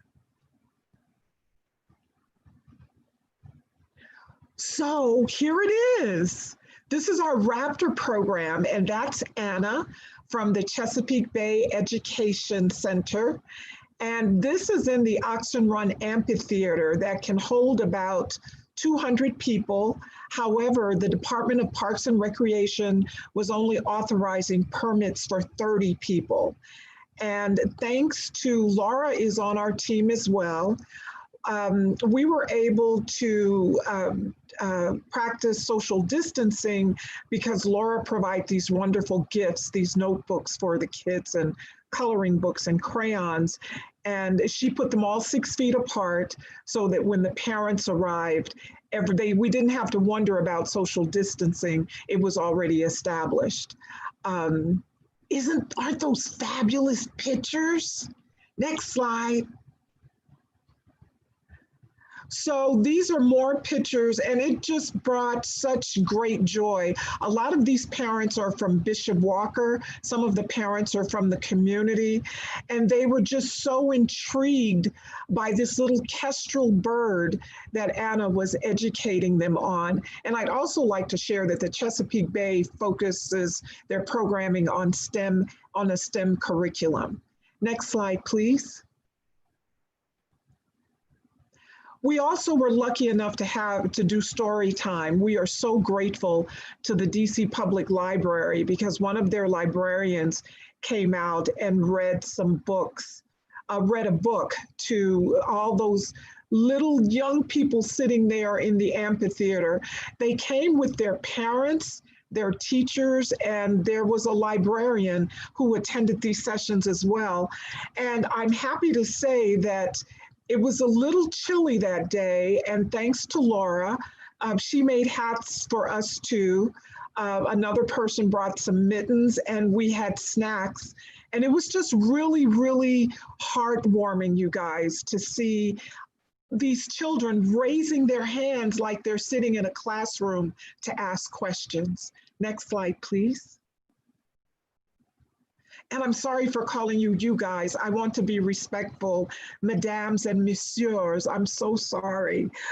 So some of our partners with Oxen Run Park and with the coalition are DPR, Department of Parks and Recreation, the DC Public Library, the Chesapeake Bay Environmental Center, DC Greens, DC Urban Forestry. Next slide. Eagle Academy Public Charter School, Bishop T. Walker School for Boys, Urban Adventure Squad. Elana is on this, we love Elana, Footprints, as well as Busboys and Poets. And I would love to end my statement by saying, outdoor learning is going to reignite the spirits of our children who are stuck in front of a computer, who are stuck in their homes. And outdoor learning really gives them an opportunity to be exactly who they are, wonderful, beautiful human beings who just happen to live in Ward 8. Thank you very much.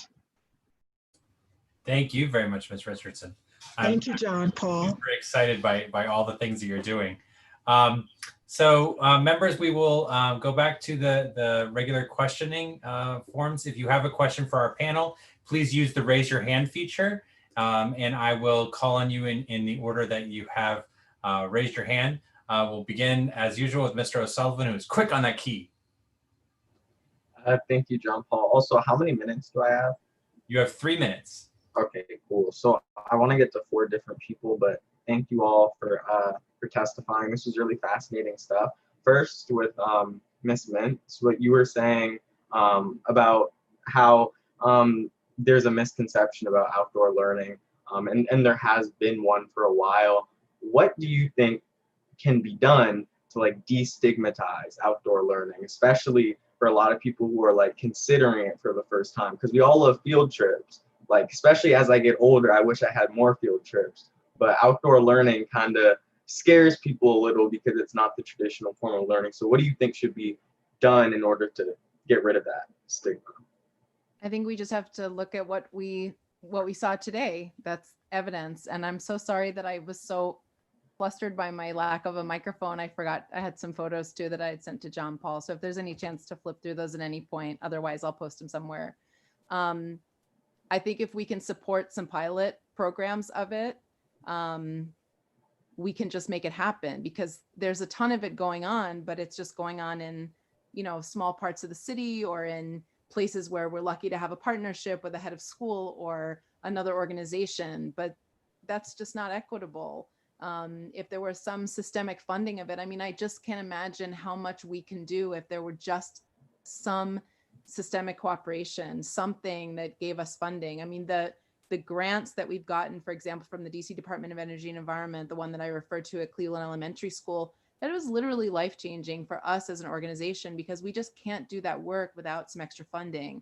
And to be able to go into a school and say, we generally apply with a partnership with the school, so we'll apply for a grant, but just to be able to say, this is all covered, our time's covered, we're coming to you, and the real work to be done is to coordinate with the teacher and see what times of the year are appropriate to come in, what curriculum units are we working together on.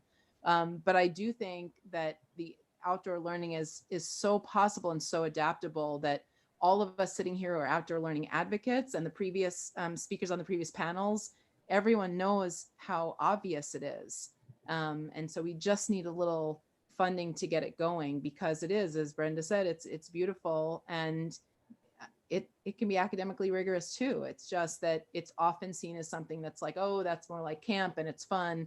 But every one of us who works in the outdoor learning space knows how much children are actively learning while they're out there, and the connections they're making and the questions they're asking are amazing.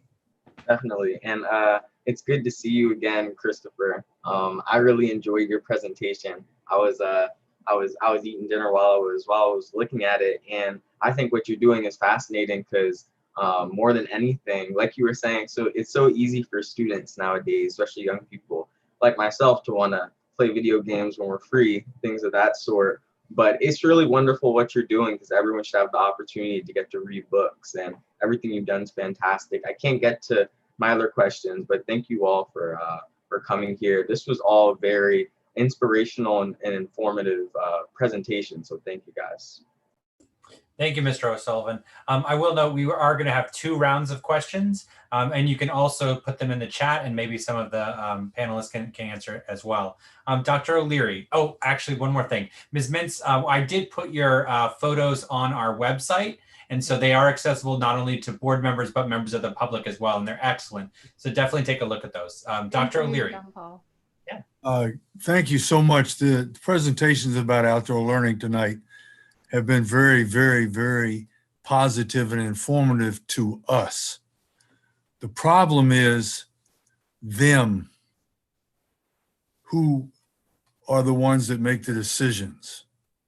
And we as a city have to get behind all of these outdoor learning, all of these wonderful programs that should exist after the pandemic, not just during the pandemic. But it has to be a community effort.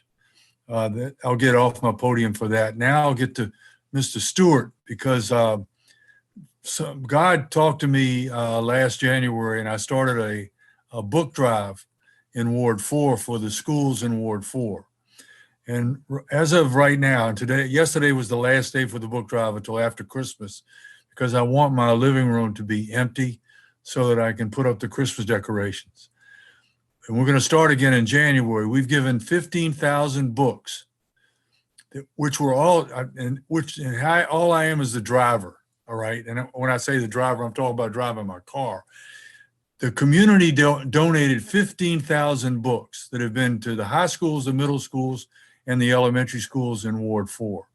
And what you're saying about all the books were gone at the end of the day, that happens, and I've been delivering them since the pandemic, really, to the food sites in Ward 4, the 5 schools that were food sites.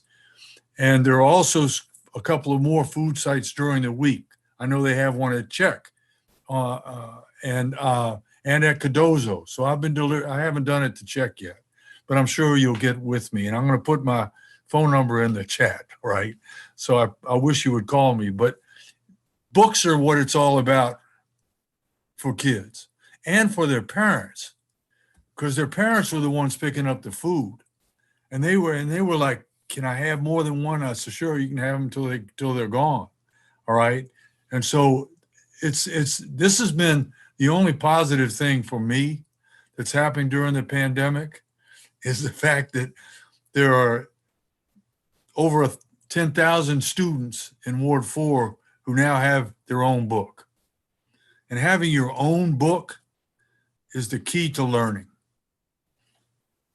Thank you all so much. And I'm going to put it in right now, Mr. Stewart. Thank you, Dr. O'Leary. Mr. Parker. Thank you all for testifying tonight. I'm going to just ask a general blanket question or two, actually. One is, can you speak to what might be the monetary amount needed to scale outdoor learning citywide? And do you have an opinion, idea of where there might be some trade-offs financially? And I hate to think of or frame it in that context, but knowing that many things within our budget is a trade-off. If you were to make the pitch to say we need X amount of money in our budget for outdoor learning, do you have any opinions of where we might be able to pull that money from? And it's totally fine if not, but just trying to wrap my mind around what this might look like citywide for a budget ask.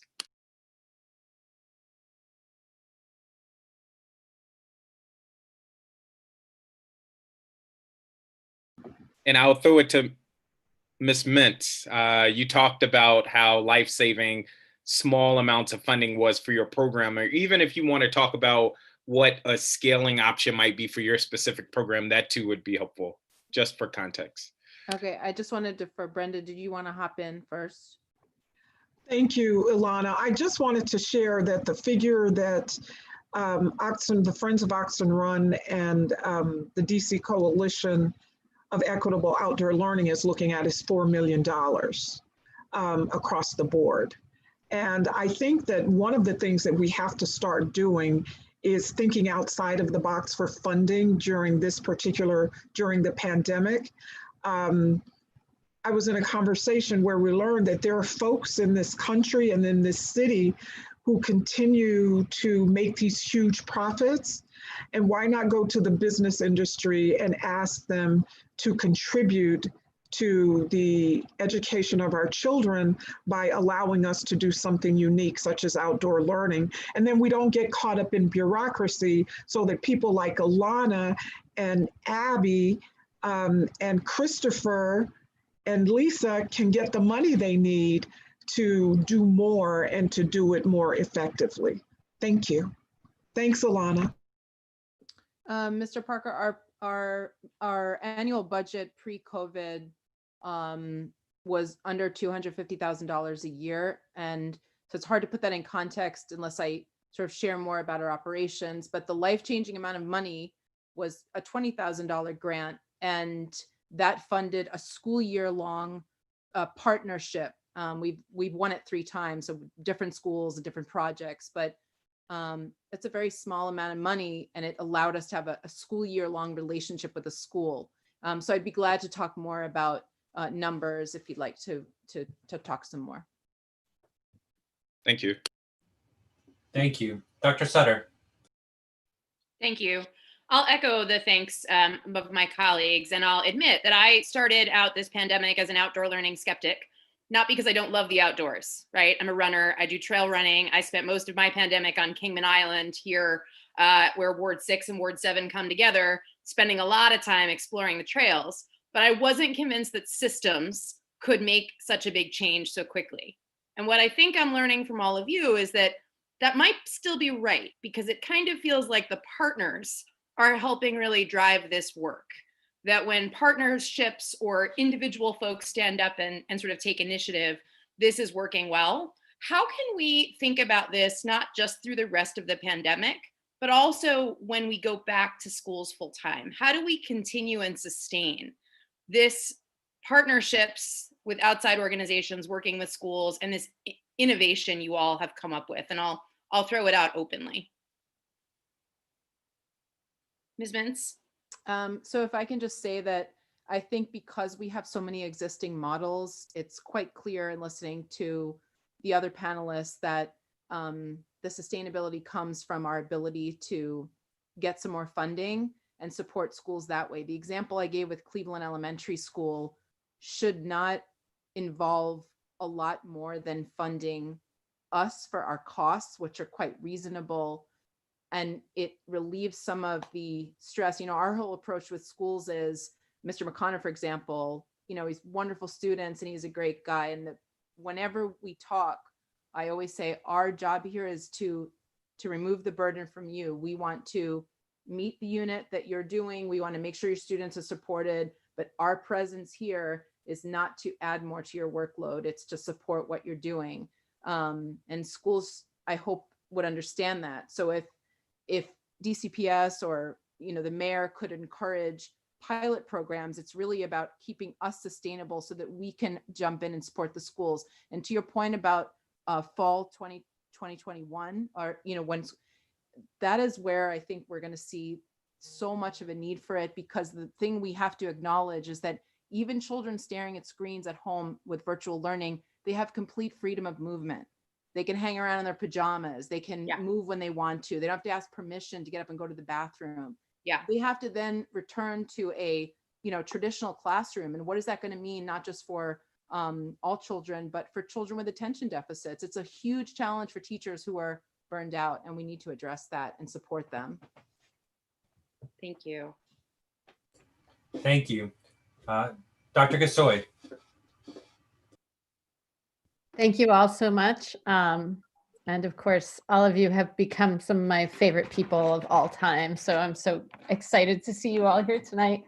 And I have so many questions, but I guess, you know, one of them is, you have succeeded in, I think, inspiring my colleagues. And I just want to point out that these are like spots of inspiration across the city, but they are not broadly spread, right? And so what do we need to do to connect more dots, right? Because I feel like that's what I've been madly doing, is trying to connect dots. And it feels satisfying sometimes until I realize, we're only able to accomplish so much by doing it this way. Like, so what are some ideas you have for how we can spread what you are all doing more broadly? And maybe we could start with, since Jessica was asking about the partnerships, the folks who are in schools, so Briya and Christopher, could you talk a little bit about what it took to do what you're doing and what you think other schools or individual educators might need to know or have access to?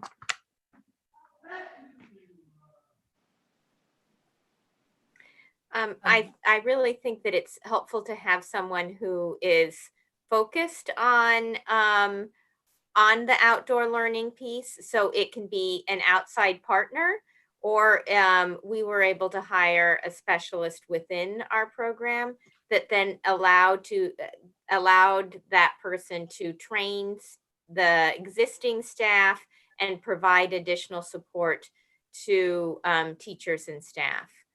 So I think that would be one of the ways is just really encouraging partners, somewhat similar to the community schools model. Mm.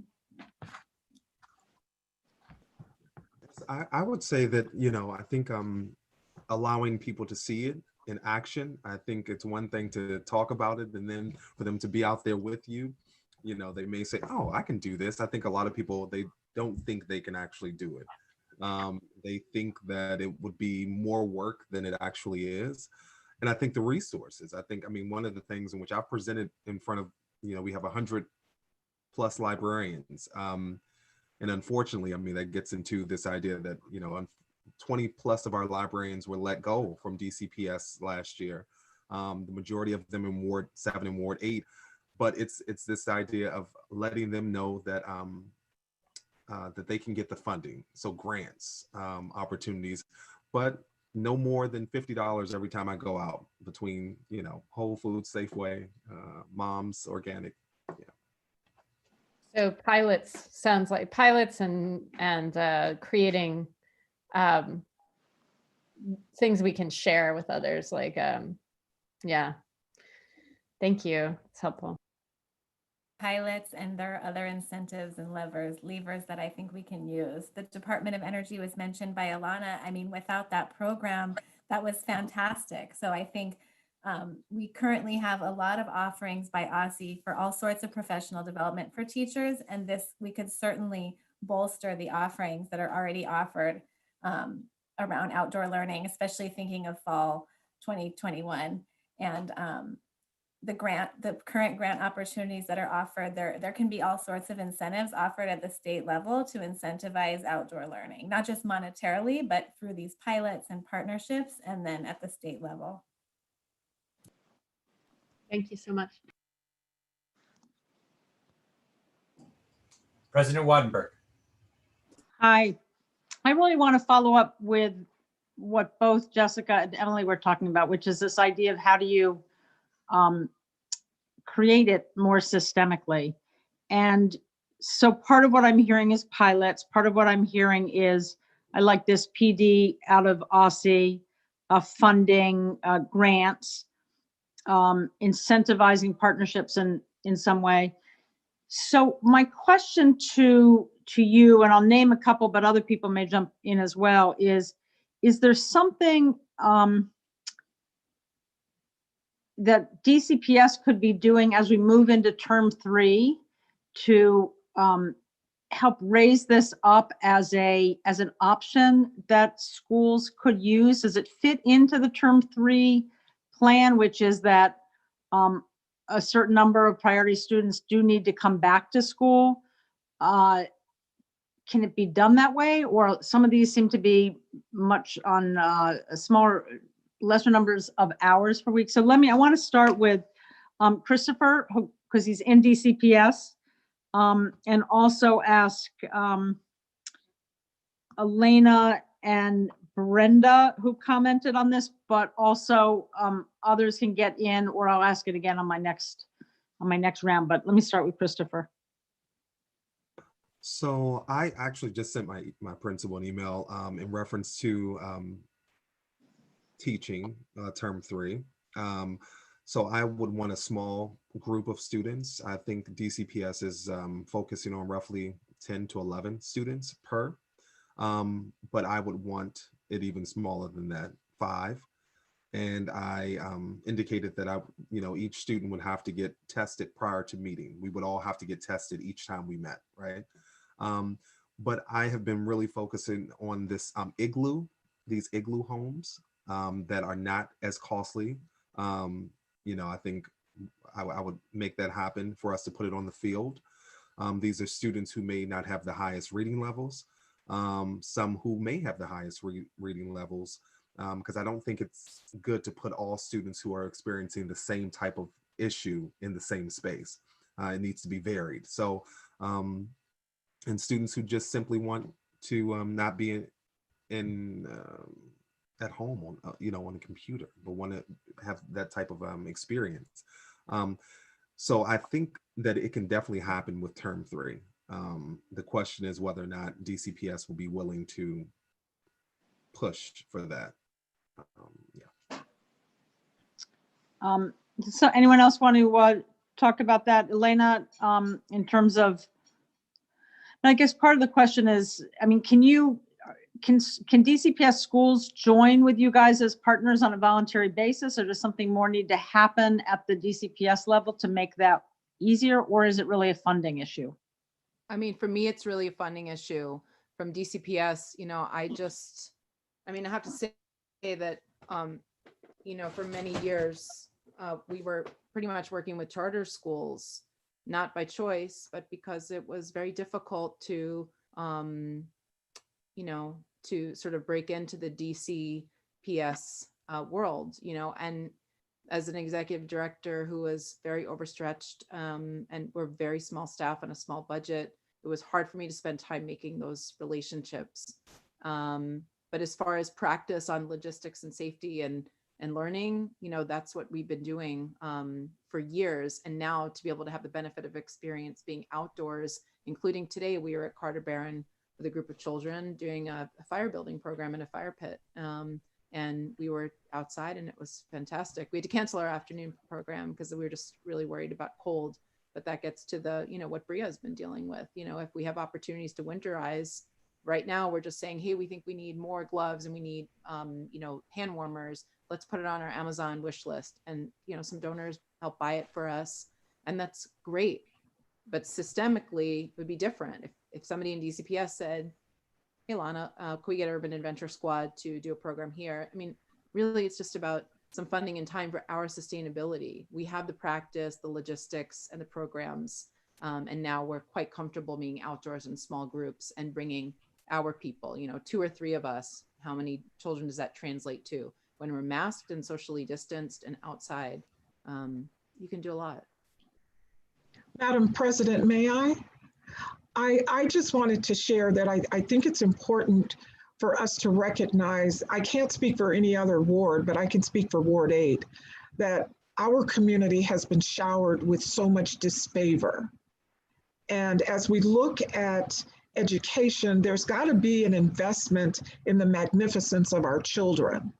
And I think that we have to do what Christopher said, and that is not only calling out the mayor and the council, but our public schools.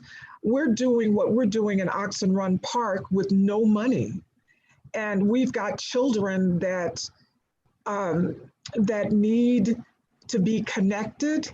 And if we can do it outside for free, then I think that the schools should take some responsibility in investing in that. But generally, we can't even get to the schools to have the conversation about what we're doing. So when you're talking about things systematically, I think how do we start? We all have to sit at the table and have a conversation from the mayor to the schools to the council to you guys and to us, because at the end of the day, it's about the collective in order for us to be showered with favor. Thank you. Thank you. And I know I got a lot longer than I should have for all of you speaking, so I'll give up some time at the back end. Thank you. Dr. O'Leary. Members, we are on second round of questions. I'm just going to talk about what Brenda was talking about right now, because I made a list. And the first thing on my list is prioritize our children, period. That's what has to happen in the city, is that people have to understand how important our children are. The second thing is to recognize the problem, which the system doesn't do. It doesn't recognize the problem. We have a problem, but they don't know what it is. The third thing is to solve the problem. And the fourth thing is don't take no for an answer. That's the biggest thing that I've found in my 2 years on the State Board of Education, is I'm not accepting no's as a valid answer for anything that has to do with our children. And I know that none of you would either. And what we have to do is we got to spread the word. We have to get the community, so that the mayor's hearing this all the time, and the chancellor's hearing this all the time, and OSSI's hearing it all the time, because they're the ones that make the decisions. Unfortunately, we're not yet the ones that make the decisions. Thank you. Mr. O'Sullivan. Thank you, John Paul. I had a question for Mr. Stewart, which was, what can we do to support your effort with what you're doing for getting books to all those children, also just helping out in the community to serve as a resource as you normally would in the library when schools were open? Thank you, Mr. O'Sullivan. That's a great question. I think, you know, at least $2 billion. No, I'm just joking now. But you know, I think just really the relationship, like Brenda and everyone has said, Elana, it really is about the collective. Once the collective can come together, then we will have it be pretty amazing. I think also getting the students really involved in the process. I think when DCPS and Bowser really sees that students want to be outside as well in a big way, and parents want their students to be outside, then you don't have a choice but to listen. As educators, sometimes, unfortunately, it falls on deaf ears, but Donors Choose is huge. I've had, books and projects funded by Donors Choose. That has been amazing. American University, WAMU, I've had books from them, and also DCPS Library Programs has given so many books too. And just, going to bookstores and begging, and libraries. Sometimes libraries, of course, we have to weed our collection. So, after 7-8 years, if a book has not been checked out, or even 5 years, then you want to make sure that you are weeding that collection. Those are books that can be in the hands of students and parents and community members, as opposed to throwing them away. Thank you. Thank you. And now for Mr. Richardson and Miss Luceno, is that how you say it? Pretty much my question is, if you guys did get the $4 million in funding, what would your next steps be, and what would outdoor learning look like across the city? The first thing I would do is make sure that Elana got funded, because she's operating on a shoestring budget, and they're doing incredible work. And I think that it makes our job easier at Oxen Run Park, because we've learned to capitalize on our partnerships to ensure that we are able to expand on the educational reach or educational enrichment to our children. I do not want that clock on me, so thank you very much, young man. And then Ms. Luceno, what about you? What would outdoor learning look like with all the proper funding? Well, I think I'm going to build on what Ms. Richardson said. I agree. We already have some experts in the community Yet these people don't have time to go out and build the collective will and communicate with all the schools and get the word out there. People are doing this on top of their other jobs. And so I think we could mobilize and have a much better organization and system for making these opportunities available across the city, not just in disparate places for those who have the will and the resources to be able to implement. So I think we really need some systems building even among ourselves and organizational work to be able to offer these things across the board. We wouldn't have to scramble. We wouldn't have to fundraise for, you know, the coats. We wouldn't have to, or the heaters. They would, and this goes for other schools as well, right? These things would just be, it would be the norm. So I think a lot of it is more about creating the norm and not having us be outliers. And that sometimes takes organization and communications work and advocacy. And that is something that I don't think anyone's position currently is funding. So that's one example. Thank you, and thank you, Ms. Krolik, Ms. Mintz, Mr. Stewart, Ms. Luceno, and Ms. Richardson. This was again really fascinating and informative. So thank you. Thank you, Dr. Sutter. Yeah, thank you. Mr. Stewart, I wanted to say thank you to you. I appreciated the notion about ending book apartheid. I was very moved. One of our ed reporters, Perry Stein, did a story about a young girl who attends school in Ward 8 and about her mother's quest to get her books. And it is clear that that is something that is not happening for all of our children across the city. I think that's another thing that came up for me in listening to all of you. And I wonder how we add that to these calls for funding. I think there's lots of reasons that COVID is driving this call for outdoor learning. But to Ms. Mintz's point, like when kids go back to school, it can't go back the way it was because the children will have evolved beyond that if they were ever evolved forward in the first place. And this equity aspect of what you're doing, making sure that you're not just providing outdoor education, but that it's coming with coats and hats and mittens and neck warmers and leg warmers and the things that not all young people in our city have easy access to. So I'm taking that away from you all tonight. And I just wanted to share those things. I don't really have any more questions because you've got my brain really spinning tonight with good things. But I think that element of the equity message around outdoor education is not just providing safe spaces to connect, but it's also highlighting these pieces that have been absent for children in parts of our city for too long. Thank you all. Thank you very much. Members, I see that Dr. Gasoi is the last one with questions. Just making sure that I didn't miss anybody. Fantastic. Dr. Gasoi. Thank you again to all of our panelists. As you can hear, you have succeeded in inspiring us all tonight. And first, I just want to say that it's important also to think about, we're all really juiced up about outdoor learning, and I am too. But I do want to say that improving and making the distance learning more inspiring is also really important, Frankie.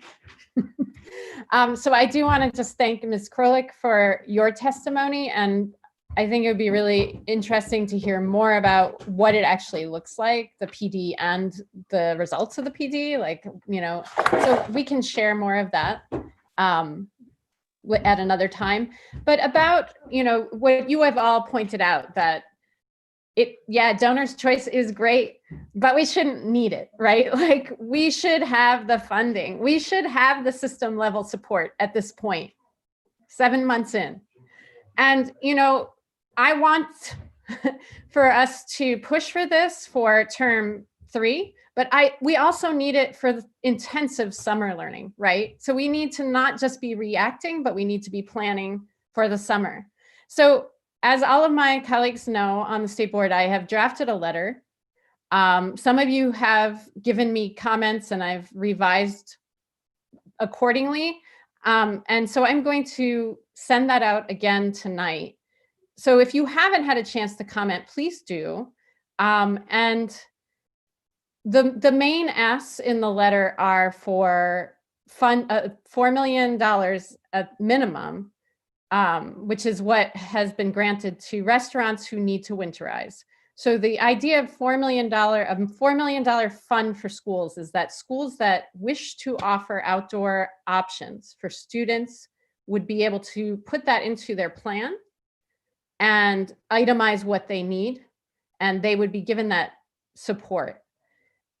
Another point that is made is that, during this crisis, instead of expanding the kinds of partnerships you've heard about tonight, with Urban Adventure Squad, and there's also so many others in our city that you have not heard about tonight,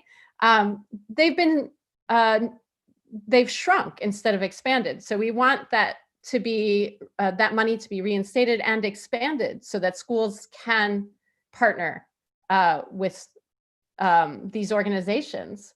So I just hope that all of my colleagues will sign that letter so that we can get that to the mayor this week, and that in January we will have a companion resolution that we will send to the council. So we really need to kind of move on this so that, as my colleague, Dr. O'Leary mentioned, this is not just about the crisis. This is about improving education going forward. We can't go back to the way it was. And I love what Dr. Sutter said about, it's not just about creating the spaces, it's about, noting where the gaps are in resources, right? And providing those resources. All of you are doing that with nothing. Imagine what we could do with something, with system level funding and support. So I just want to applaud you all for what you do, and we're going to work for you. So that's it. Thank you very much again to all of our panelists. We're very grateful to all of you. President Wattenberg, I'll turn it back over to you. Panelists, if you wouldn't mind, go ahead and logging off, and you are welcome to watch the remainder of our meeting via YouTube. And I have no doubt that many of our members and members of the public will be in touch with you soon. Thank you. I just want to also say before everybody gets off, that was really terrific. Thank you so much for coming. And I'm hoping that we'll be able to get sort of the links to your slides and so on onto our website if they're not already up. So moving on, we are moving into a set of votes here. And just so folks at home know, we've been through some discussions on this. You may have heard some of them, so we may or may not have more tonight. So the first is about attendance, which I mentioned earlier.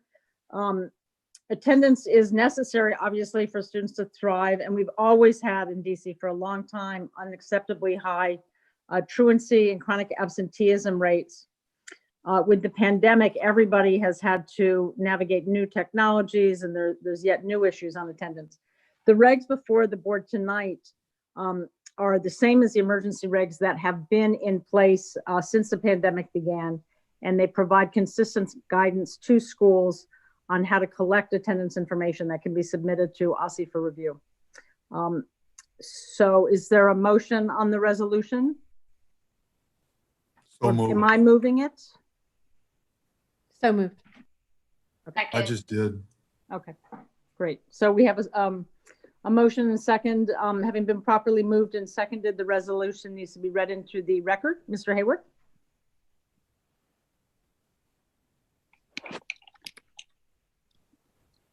State Board of Education resolution to approve regulations pertaining to attendance collection for the 2020 to 2021 school year, SR 20-14.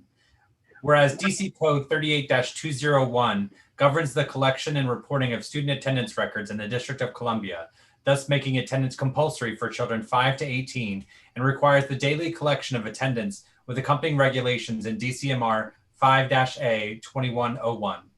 Whereas the district's response to the novel coronavirus 2019 nCoV has required schools to comply with social distancing protocols and necessitated the offering of in-person and/or distance learning. Whereas the existing regulations governing the collection and reporting of student attendance did not contemplate distance learning. Whereas OSSE published guidance and a subsequent emergency and proposed rulemaking that required schools to report daily attendance using in-person and remote attendance types, that allowed in-person attendance to be marked without consideration for the proportion of the school day the student attends, and that presence and distance learning use a standard that requires the student to meet an LEA's policy for the authentication of the student's identity and meeting a standard for engagement. Whereas the Office of the State Superintendent of Education engaged stakeholders including local education agencies, the Everyday Counts Task Force, advocates, government agencies including the DC Child and Family Services Agency, and the Office of the Attorney General and the State Board of Education on guidance for collecting and reporting attendance for distance learning. Whereas OSSE published an emergency rulemaking which was adopted on August 27, 2020 and became effective on that date and stays in effect for up to 120 days after the date of adoption, expiring on December 25, 2020, or upon earlier amendment or repeal by OSSE, or publication of a final rulemaking in the DC Register, whichever comes first. And whereas OSSE promulgated a proposed rulemaking published in the DC Register on October 9, 2020 for public comment until November 9, 2020. Now therefore be it resolved that the State Board of Education approves the final rulemaking on the collection and reporting of attendance for the 2020-2021 school year. Sorry, I don't know why I couldn't get that out. Thank you. That was fine. Is there any discussion on the resolution? And John Paul, I can't see if people have their hands up, so. Mr. O'Sullivan. Thank you. I just wanted to say, first and foremost, a big thank you to Dr. Gasoi for putting together that last panel. That was by far probably my favorite panel that I've witnessed being on the board, and I just thought it was really great. And about the attendance, I just want to say, I think overall there's a big issue right now in terms of students are having complaints about attendance and attendance tracking, and there are a lot of discrepancies within the system, and I am worried that a lot of these complaints are going unheard. And I just want to say that I hope the board uses some of its efforts to try to gauge what students are saying about how attendance is working, particularly in some DCPS schools. I've talked to countless students that have reported that they've been marked absent for days, that they did their work, logged into Canva, and thought they did all that they needed to be marked present for the day. So I think there's something we need to do to address this going forward after winter break, because I think this is something we need to solve. And from what I've seen, what I've heard, it's mostly technology issues on the website. But also, I just like to say, I think there's still a lot of work that needs to be done to improving virtual learning as a whole. So yeah, thank you guys for allowing me to speak.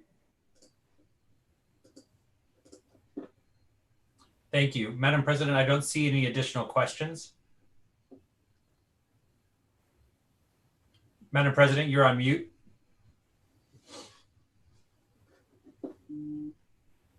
Great, thank you. We will now go to, wait, can you see me? Yes. Okay.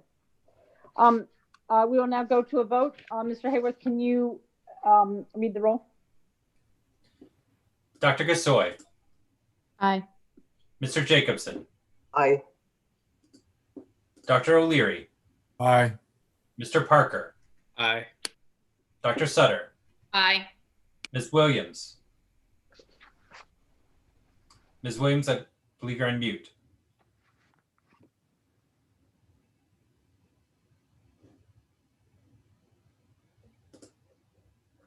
Hold on one second. I got it. Aye. Thank you. Mr. Batchelor. Aye. Ms. McKay. Aye. Mr. O'Sullivan. Aye. Madam President, the resolution passes unanimously. I didn't vote. Does that matter? Sorry, I always forget. I apologize.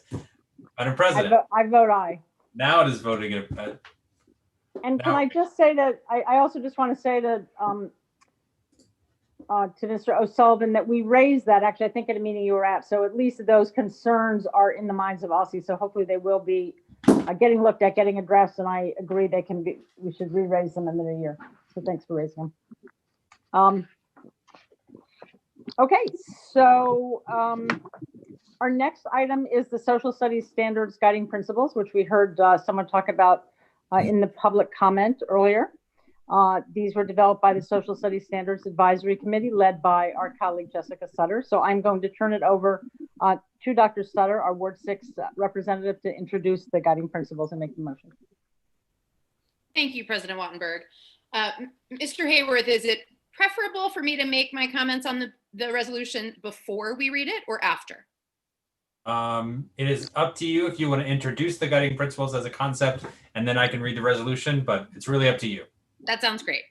So for the past 6 months, the state board has worked with a group of 26 volunteers from the community. We had teachers, curriculum directors, museum professionals, scholars, former teachers, community members working with us to review the current social studies standards, which are currently 14 years old, look at opportunities to bring those standards up to date, and make a suggestion for the kinds of guiding principles we would like OSSE, the state education agency, to use when writing the principles. And so we're very pleased that tonight we have those guiding principles for consideration. Our resolution tonight is about the state board adopting the guiding principles created by the SISAC and sending those on to OSSE for use by their technical writing committee, which they're currently assembling. Mr. Hayworth, with that, I think I'll hand it to you. I'll make a motion to introduce the resolution. Do I have a second? Second. I have a second from Ms. Williams. Mr. Hayworth, would you please read the resolution? State Board of Education Resolution, Social Studies Standards Guiding Principles, SR 20-15. Whereas the District of Columbia's social studies standards were last updated in 2006 and predate the existence of the State Board of Education and the Office of the State Superintendent of Education. Whereas social studies is typically defined by courses in the areas of history, government, economics, civics, and geography. Whereas a revision of the standards presented an opportunity for the district's social studies standards to be culturally responsive, anti-racist, to impart important social studies content in the early grades, strengthen student knowledge of democratic principles and values, and promote civic engagement. Whereas the DC State Board of Education in SR 19-7, implementation of working group proposals, approved the creation of a multi-year plan. Sorry, I lost my place. A multi-year plan to revise and update state social studies standards with the goal to approve new standards for implementation by school year 2022-2023.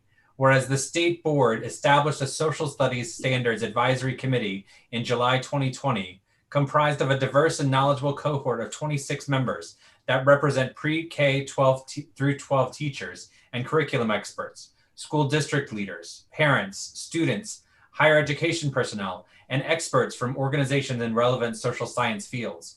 Whereas the SISAC has met monthly to develop guiding principles for consideration by the state board, as well as engaged in public outreach with SISAC members, constituents, and district residents on their satisfaction with the current standards and the skills that they feel public school students should know by the time they graduate.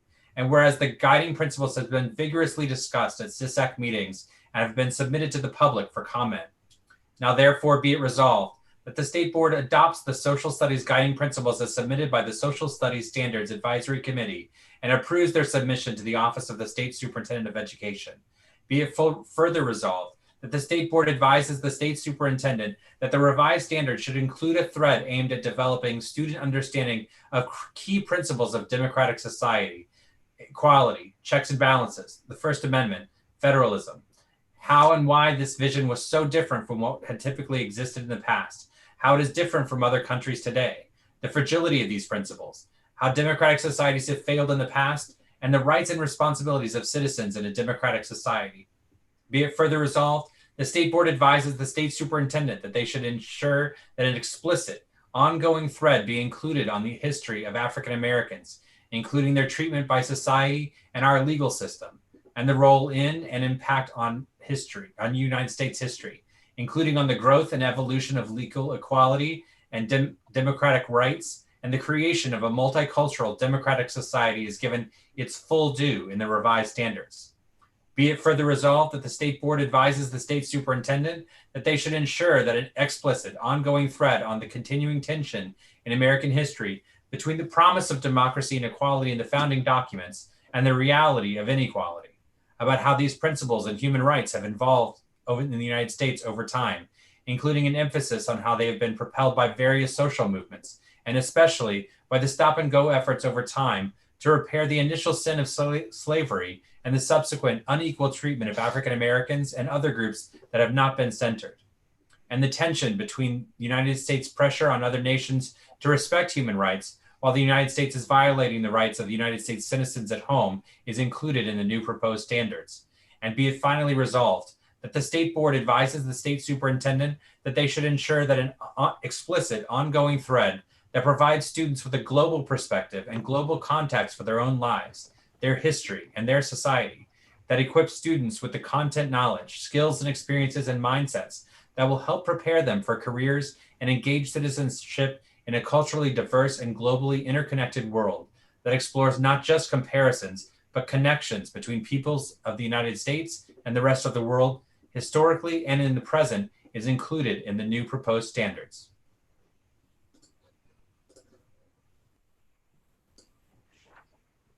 It's quite a mouthful, Mr. Hayward. Thank you for a lovely reading. Is there discussion, or Dr. Sutter, did you want to do more motivation, or you're done for the moment? I'd love to just take a privilege of the final word to thank folks at the end. Mr. Sullivan. Thank you, President Wattenberg, and thank you, Representative Sutter, for everything you've done for the social studies. Overall, just social studies and changing the way we view it, and the social studies revision, everything you've done for the past year while I've been on the board and spearheading the committee. It was fascinating to watch, and it was inspirational because for me, like you gave me so many opportunities to voice my own concerns and voice my own experiences and other students' experiences in the city, and just voice our frustration with the way social studies has been, the way our history education has been.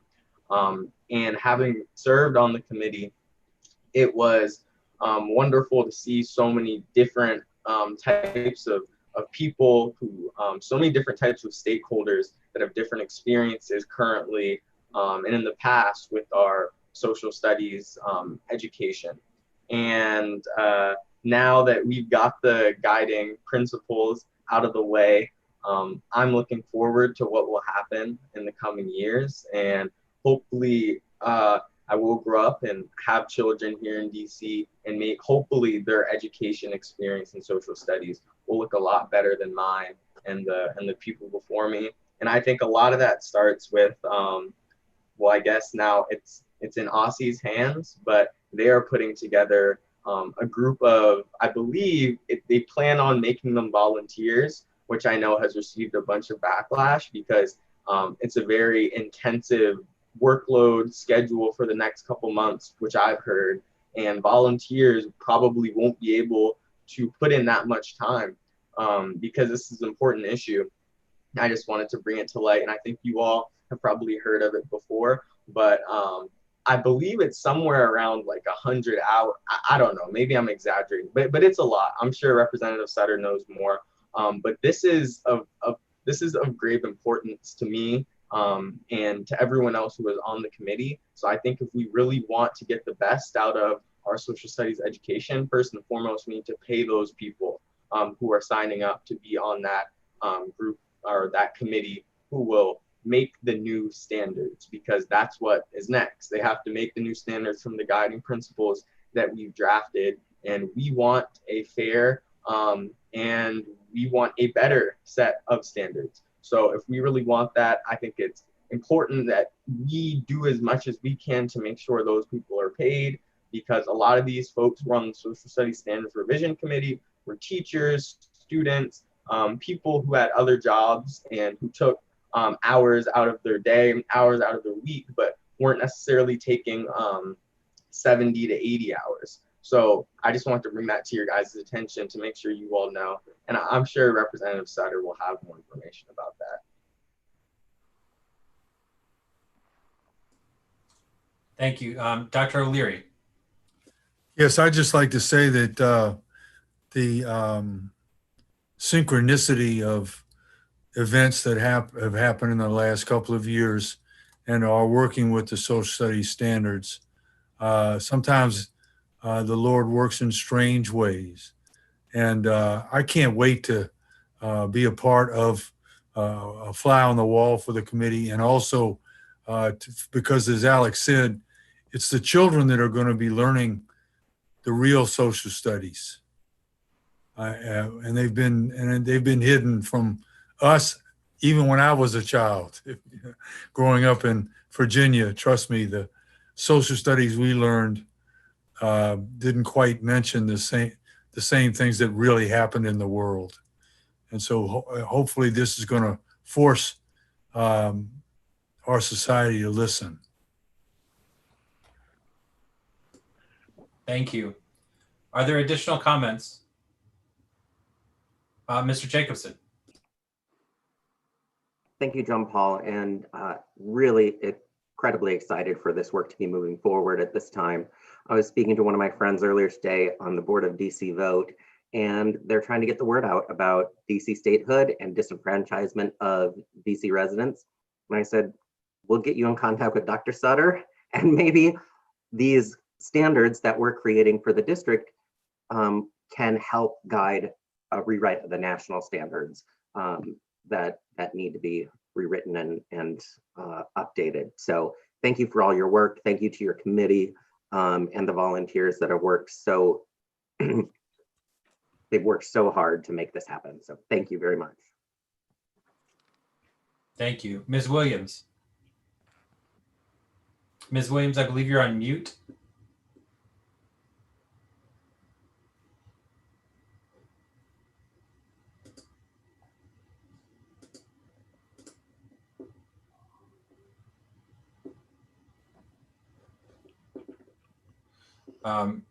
Do we have additional questions? Dr. Gasoi, while we work with the technical issues with Ms. Williams. Yeah, just briefly, two things. One is, I feel like equity is a word that gets bandied around a lot. Everything is talked about in the context of equity, and it, has become quite thin in terms of what it actually means. And so I'm just really proud to be on a state board where, I think that the framework you all have come up with and the principles really demonstrate what it means to center equity and to work within that framework. So that's the first thing. And then the second is just, I want to thank you for leading the kind of work that's really raising the visibility and influence of the state board. I think it's just incredibly important work. And so kudos. Keep it up. Thank you. Ms. Williams? I just would like to take the time to thank Jessica for all she did. This was a long road for me, a long and windy road. And I just want to stop, again, thank her, because when I was in high school, social studies was not a hip thing to do. We had maybe one semester, and working with her has shown me the depth and breadth of the importance of social studies learning for our students. That's all. Thank you. Mr. Parker. Yeah, I just wanted to congratulate Representative Sutter and Representative Williams for assembling, leading, and really produce a committee, as well as producing guiding principles that will inevitably lead, let's hope, to some very substantive standards. This has been the only standard producing process that I've had a privilege of being a part of on the state board, and it surely is setting a model and a bar very high for the work that we will likely do in the future. So just wanting to say thank you, and I'm hoping we as colleagues will hold OSSE to account to actually follow through on the commitments that the committee has put and called for in our guiding principles.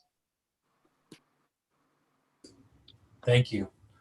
Are there additional questions? Dr. Sutter? Oh, I'm sorry. President Wattenberg. Okay, sorry. I just wanted to say that I also appreciate the enormous work that the task force did and that Jessica did bringing people together. And I want to say part of what made it hard, and you know, we'll see how this really plays with everybody. These standards have not been updated in a very long time. There has been a very substantial lapse. And in this time, a lot of history has happened, and a lot of history that had already been rolling around in the historians' desks became much more public and became a lot more popular. And I just think about everything that and I'm speaking particularly about race in America. I just think about what I have learned just in the last, I guess, 15 years since these standards came out. And I think it's very important to update our standards based on all of this new knowledge. And I think that the committee did a great job trying to raise that and elevate that and find some ways of talking about it. And I know that OSSI is going to have quite a job turning that all into new standards. The other thing I want to say is that the other thing that happened in these last years is that for the first time in my life, there is people question whether everybody understands democracy well enough. I mean, I've never lived through an election where the idea of a peaceful transfer of power was under question. And we have questions about independent judiciary and all sorts of questions. And so I'm also very glad that both in the standards and in our resolution, we really raise up really those two stories, the story of race in America, so people understand how we got to where we are, and about democracy and how precious it is, and why we really need kids to understand how it works and to feel an affection for it. And that's also how we deal with our civil rights issues and all the other issues in the country. So I really think it was a great piece of work, and I look forward to seeing how OSSI is able to turn this into standards that will be very usable. So thank you. Thank you. Dr. Sutter? Yeah, thank you all for the kind words. I want to take my time, though, to just do two things. One, I was honored to get to lead this work for a whole bunch of reasons, but partly because I spent the first 9 years of my career in the social studies. I was a social studies teacher for 7 years across 3 states. I worked for 2 years for a civic education organization, the Center for Civic Education, helping train teachers in their materials. And social studies has always been a love and a passion of mine. And making sure that it is taught well, making sure that our teachers and students are equipped with the information that is right, that is important for them to get hold of in their social studies education is so important to me. So it's personally very, very important to me, especially because the students I taught, first in Chicago, then in California, finally in DC, were often children of immigrants or native Washingtonians whose families had been brought to this nation under duress as enslaved peoples. And to me, empowering those young people with a knowledge of who and how and seeing themselves as part of the American story is essential. So I was incredibly personally grateful. But I'm so thankful to all of the people who made this work possible. The 26 members of the Social Studies Standards Advisory Committee who gave more than 20 hours of their time over 6 months, both in in-person meetings and in time to send emails, to update documents, to provide feedback on questionnaires. They were tireless in their work, and I so appreciate them, and I hope that they know that. I want to thank Mr. O'Sullivan, who served on the Social Studies Standards Advisory Committee as a member and applied to do so. I want to thank Ms. Williams, who taught me a lot about how to run such a task force, given her long experience on the board. I want to thank Mr. Parker and President Wattenberg for the language you provided that ended up in the resolution as well as in our guiding principles. And I want to thank our staff for the immense amount of work that it was to put everything together each month, to compile the beautiful document that we have, but also to help make sense of all the inputs that we got. And finally, I want to thank all of you, everyone who's going to vote on this tonight, and all of the members of the CISAC for your courage. Dr. Gasoi made the point that we're making big changes to the standards, and doing equity work is important. It's courageous. It requires courage, because some of the things we put in these guiding principles are not yet widely held beliefs, and they're beliefs that we have to start to push and inculcate in our standards. So I'm just grateful to all of you for your courage, for your commitment to our young people, and to all who gave their time for this. Thank you, Mr. Hayworth. Madam President, I believe you're on mute.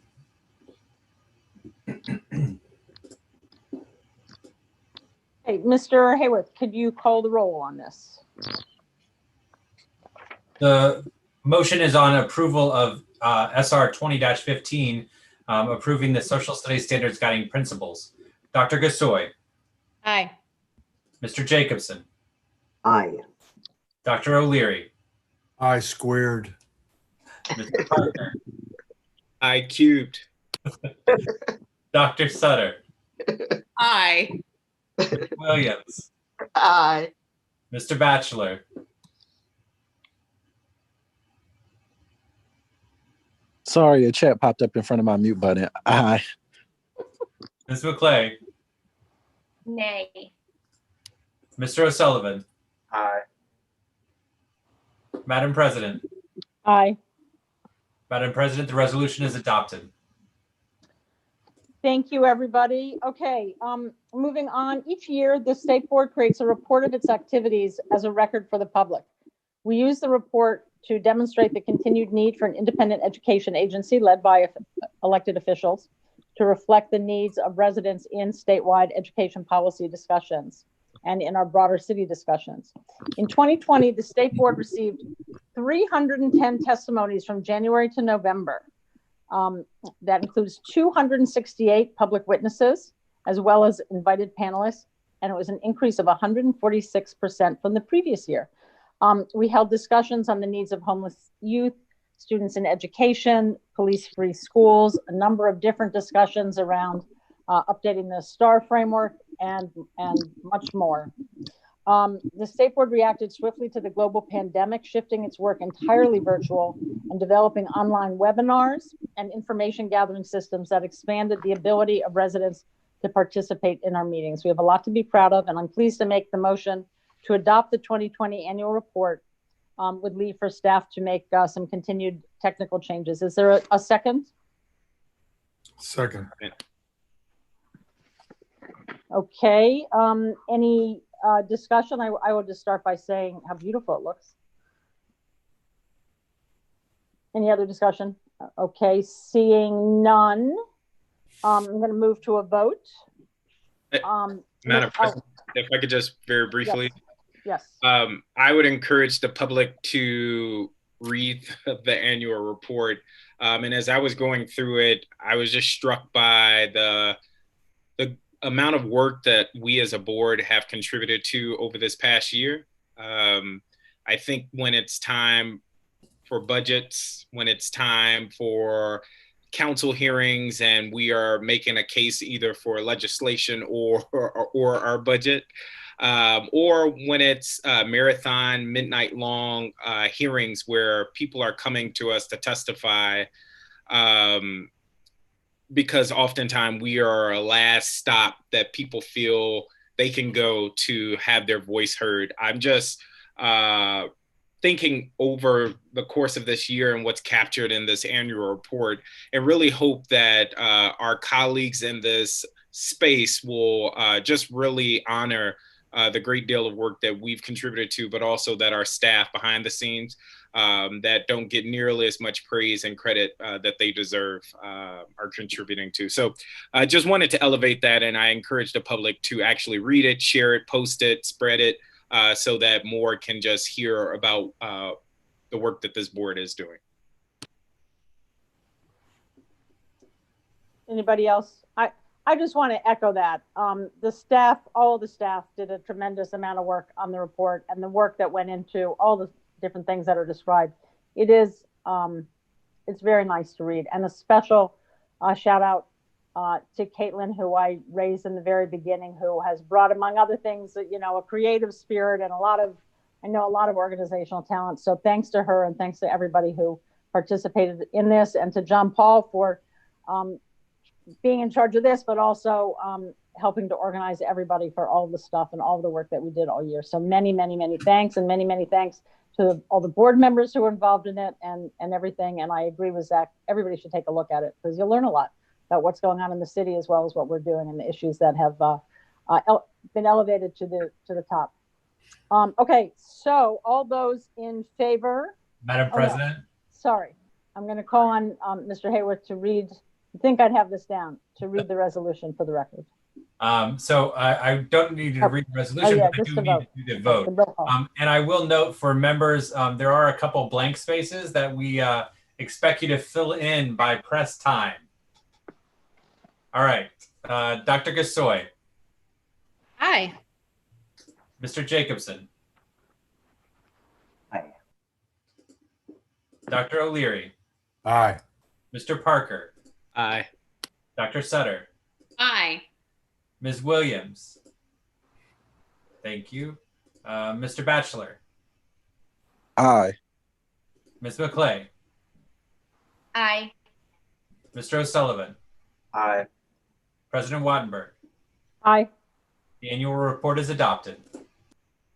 Okay, moving along. All right. Next is the Research Committee of the State Board is submitting an interim report to be voted on. Let me just say the committee has been discussing our framework, our STAR framework in committee meetings and also to some extent in general meetings since I think early spring, late winter last year. The committee recommended and the board adopted a resolution on it in September, I believe. And part of what, and the resolution called for, among other things, for us to continue the discussion on some additional issues and to engage the public on it. And this is, I want to be clear, it's an interim report. It tries to summarize and capture what we've been learning and discussing over this past year. It aims to capture the back and forth of our discussion, which were very energetic. It discusses the trade-offs, the different views, and a set of the key issues that we talked about. So it's meant most of all to create a foundation for the further discussion, to ground the new board and what we've been talking about, and eventually to lay the basis for a public discussion as well. So is there so I move that we adopt this interim report with leave for staff to make technical corrections and additions, although I think many of them were already made today. Is there a second? Second. Thank you. Discussion? Okay, seeing I'd like to just, none. I just want to reinforce the fact that it is an interim report and that the report will be worked on with the new board starting in January. But it is a foundation, as you said. Yes, Ms. I didn't see the order. I think it was Dr. Sutter and then Ms. McKay, but if I'm wrong, somebody can switch that order. I'll yield to Ms. McKay. Okay. Noting again, as Fraser did as well, that it is an interim report, I do want to suggest that in future reports that that when you are talking about other potential possibilities and that some members don't like a single summative score, that you talk about the drawbacks as well with the other potential possibilities, such as a dashboard. There's a section in there that talks about the merits of a dashboard but doesn't talk about any of the drawbacks. I do know that the committee, I believe it was Dr. Sutter who sent around several articles related to California and the problems that other states are having with dashboard. That was not noted in the memo. It also doesn't, it talks about some members not wanting the star rating and wanting a dashboard, but it doesn't talk about some of the merits of the current rating. So I do think in future revisions that we do add in these suggestions. I also would hope that the committee talks about and writes in a manner that is less from an advocacy viewpoint and more discussing from a technical viewpoint. Dr. Sutter? Thank you. So I want to start and say thank you to President Wattenberg, because this was not an easy report to put together, and she and I went a lot of phone calls and a lot of emails and a lot of drafts back and forth, and I appreciate her work to make sure that the interim report was reflective of input that was provided. I would also say that I'm glad it is interim. I think we have some new members who are joining us who have strong thoughts on the STAR framework, and I think it is right to make sure that they are given the chance to weigh in. I also want to make sure that we as a board are cognizant that we may have recommendations, and we indeed have been elected to represent constituents, but that we should have public opportunity to hear from teachers, parents, students, others who have thoughts on what they would like to see as updates to the STAR framework. Because there are lots of ways to improve and evolve our accountability system.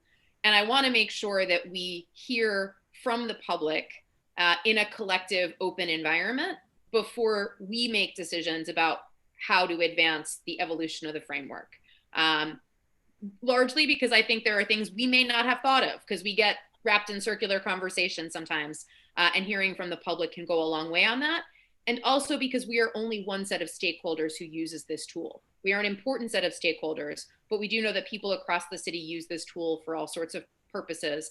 And I want to make sure that their needs, thoughts, and preferences are considered in that as well. So I am glad that we have this strong interim document, but I also want to echo that it is interim, that there is a lot of room still before any recommendations are made by this board.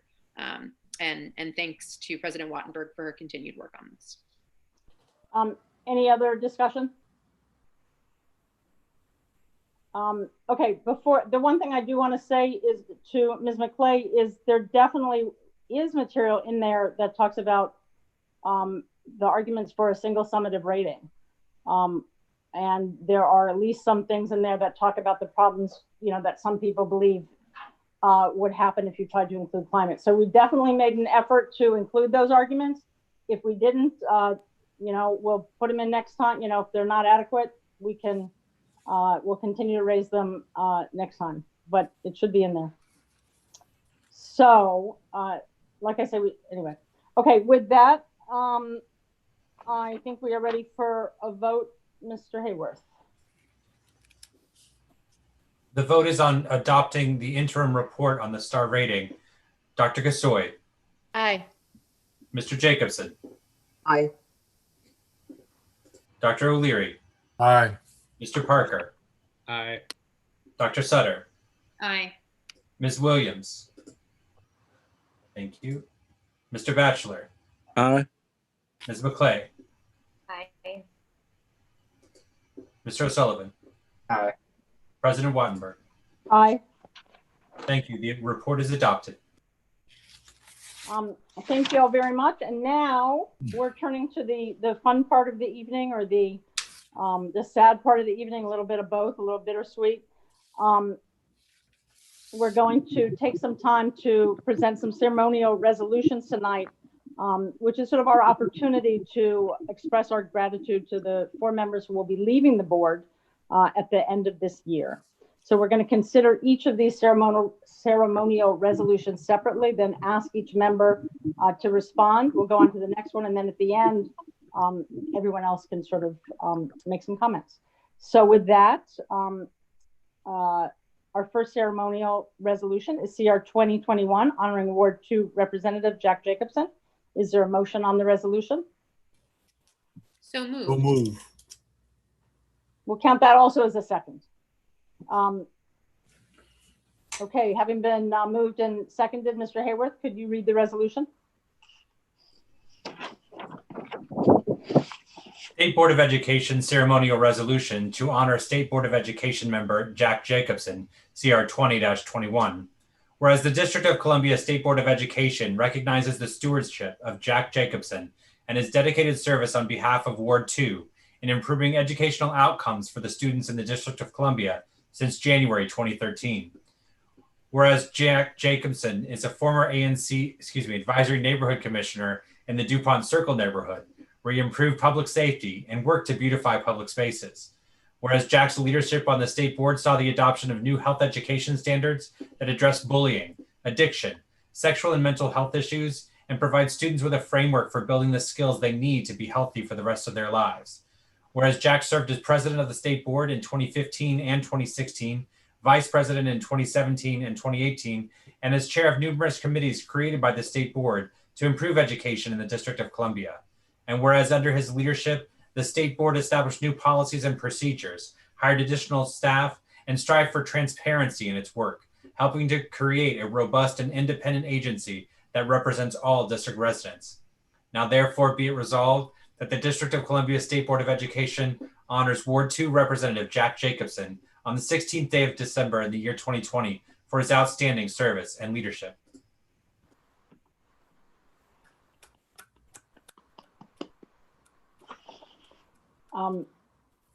So, Mr. Jacobson, would you like to provide some remarks? Thank you, President Wattenberg. I would. I tried to negotiate with John Paul a minute for each year of service, but he said that was too long. So as I look back on my last 13 years of elected service to the district, I'm filled with gratitude. Gratitude to the voters that placed their trust in me, gratitude to the staff and colleagues I've had the opportunity to learn from, and gratitude to the District of Columbia, which afforded me the chance to make a difference for our students and in the future of this great city. I got involved in education almost the minute I was elected to the DuPont Circle ANC in a special election in 2008. Our community was concerned that Ross Elementary, a tiny elementary school at 17th and R that hadn't had the enrollment DCPS thought was appropriate, would close. My first ANC project was working with my colleagues in the community to build support for Ross and ensure it had the necessary resources to succeed, and that it has. My last year on the ANC, the Chancellor proposed closing 2 of Ward 2 schools, Francis Stevens Educational Campus and Garrison Elementary. My neighbors in DuPont, Logan, and the West End Foggy Bottom saw the value in ensuring that all of our children had access to high quality neighborhood schools. In 2012, we were able to save both of those schools from closure, and they are now both flourishing. My 8 years on the State Board of Education have been unlike any in my life, both personally and professionally. My family grew twice. This board was there with me both times. Our former Ward 8 colleague, Tiara Jolly, invited me into her family when she gave me the honor of becoming the godparent to her first child, Rocket Lee Jolly. 2 years ago, when I married my husband, Karen Williams officiated. I've made friends through this work that I will love and cherish forever. On the board, I was able to rewrite our health education standards and expand health education beyond the body and reproduction to include substance abuse, suicide and self-harm, gun violence and safety, sexual consent, and more. I shepherded through our process at least 2 No Child Left Behind waivers and the state plan for the Ever Student Succeeds Act. We approved early childhood education standards for the first time, and we approved the next generation science standards. Finally, we granted a diploma to students who earned a GED, lifting up working families and giving them a shot at positions and promotions in industries that require a high school diploma. As a member of leadership, I had the opportunity to more than double our budget and triple our staff team. I built relationships with our educational partners and ensured that the Board of Education was independently operated. We voted on an annual report tonight, and I was the one that initiated that report 6 years ago.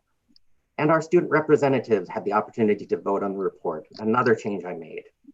Newer board members may not be aware, but 8 years ago, Aussie wrote all of our agendas, invited all of our witnesses, and even embedded a full-time staff member as one of our 3 employees to keep an eye on us. I made sure that that changed when I became president. Through it all, our wonderful and dedicated staff team, led by my dear friend John Paul Hayward, kept the trains running on time. Our team makes our work appear seamless to the public. The offices of the Ombudsman and the Student Advocate are our day-to-day faces in the communities we serve. I thank you all for your dedication and for your commitment to our students. Now, while I'm ending my service on this board, I'm not leaving my commitment to the district. My husband and I bought our first home here together in April, And Kevin, my husband, serves on the board of Whitman Walker Health. And we will continue to contribute to the city that has given us so much. Thank you all. Thank you very much, Jack. We are going to come back and we're all going to be able to say our wonderful things about Jack. Let me at this point say the resolution has been moved and seconded. So all those in favor signify by saying aye. Aye. Aye. Any opposed? Okay, all right. Our second ceremonial resolution is CR 2022 honoring Ward 7 Representative Karen Williams. Is there a motion on the resolution? So moved. Okay, I'll count that as a second as well. Okay, Mr. Hayworth, could you read it? State Board of Education ceremonial resolution to honor State Board of Education member Karen Williams, CR 20-22. Whereas the District of Columbia State Board of Education recognizes the stewardship of Karen Williams and her dedicated service on behalf of Ward 7 in improving educational outcomes and increasing equity for students since January 2013.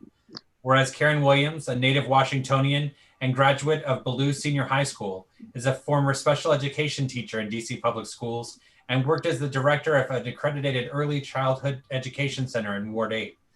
Whereas Karen's leadership on the state board saw the adoption of the first statewide accountability system that allows parents to compare schools across sectors easily, and the adoption of credit flexibility regulations, and shepherding the creation of a state diploma for students completing the GED or NEDP programs, opening many opportunities for adult students.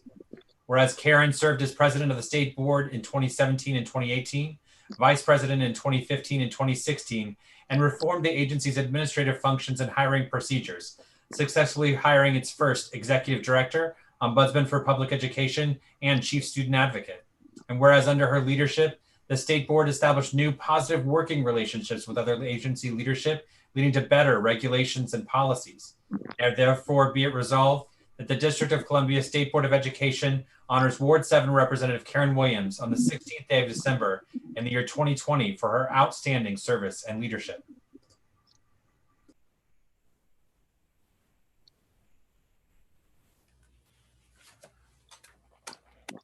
President Wattenberg, I believe you're muted. Sorry, again, I said we would be back for more, but for the moment, we have the resolution. It has been moved and it has been seconded. So we can have a vote. All those in favor signify by saying aye. President Wattenberg, would you like Ms. Williams to speak first? Oh, I'm so sorry. Yes, please. I would really, really, really love that. Thank you. I have been struggling about what to say at my final meeting as a representative of Ward 7 on the State Board of Education. I had hoped to continue my work here, but I knew that Ebony Rose will do a great job. You will find her drive and passion for equity and putting students at the front of the conversation equal to my own. It has been a great honor serving on the State Board as a member, as Vice President, and as President. Through my 8 years on the board, we approved new educational standards that students were deeply involved in creating about subjects they said were important to them. We approved a state diploma so that finally adult students could be recognized as equals in their younger peers. Elective office was never in my plans when I was growing up in Ward 7. Most of you know I have lived in Washington my entire life, with only a short break as a park police officer in South Dakota on a mountain where Jack lives, or parents live. The city is more than a place to me, it's home. And I am deeply grateful for the residents who have entrusted me with the service on the state board. My career in education was largely in early childhood and special education, and I deeply believe that the foundations we provide to students in early education can help to ensure. Ms. Williams, I believe you've muted somehow. Sorry, somebody called in some spam.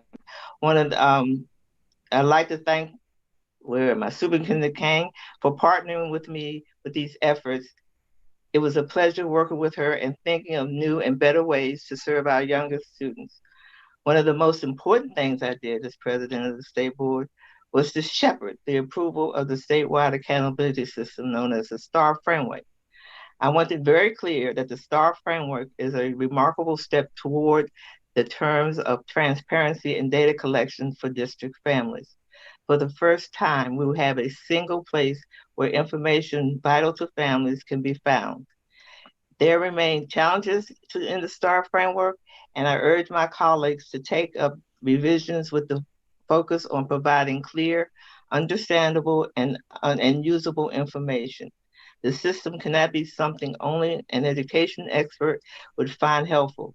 You must bring parents and students to the discussion early and commit to following their guidance rather than depending on your own judgment of what's best for them. I want to talk about the importance of building relationships in order to create better policy. While on the board, I strive to establish, maintain, and expand relationships with other district leaders, community organizations, school leadership, teachers, and students. It wasn't easy to do, but over time, trust and respect for the state board began to grow, and we were able to spread our wings and grow into an agency we are today. Relationship building is more than contacting someone only when you need them.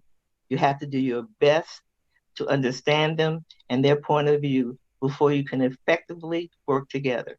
As elected officials, it is part of our building stronger and better relationships. They have it down here that I want to thank my husband for all his support, and thank you all for being here for me and supporting me all these years. Thank you.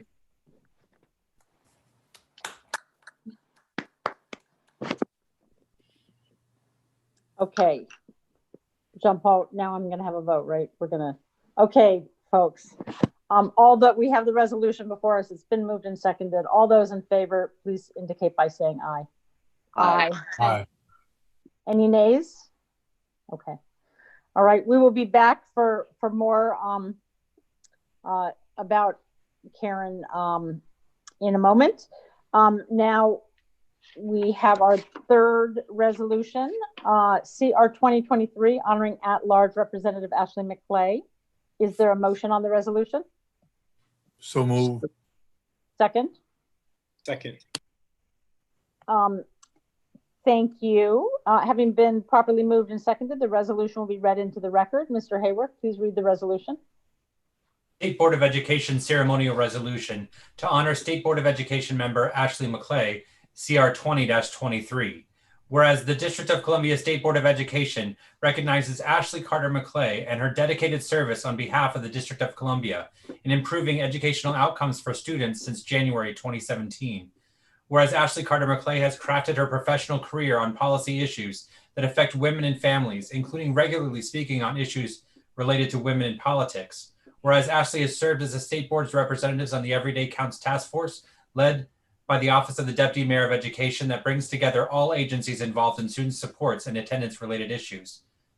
Whereas Ashley serves as a member of the Advisory Council for the Washington Literacy Center and has endeavored to use her seat on the state board to promote literacy initiatives across the district. And whereas Ashley's role as the at-large representative of the state board is to bring together voices and inputs from across the district. Now, therefore, be it resolved that the District of Columbia State Board of Education honors at-large Representative Ashley McKay on the 16th day of December in the year 2020 for her outstanding service and leadership. Thank you. Ms. McKay, would you like to provide some remarks? Thank you, President Wattenberg. It has been an honor serving the district for these past 4 years. First and foremost, I want to thank those who championed and supported me along the way. I wouldn't be here right now without you. I would like to especially thank my husband and my son, who allowed me the opportunity to give my time and talent in fulfilling my commitment to serve. The beauty of life is that you never stop evolving.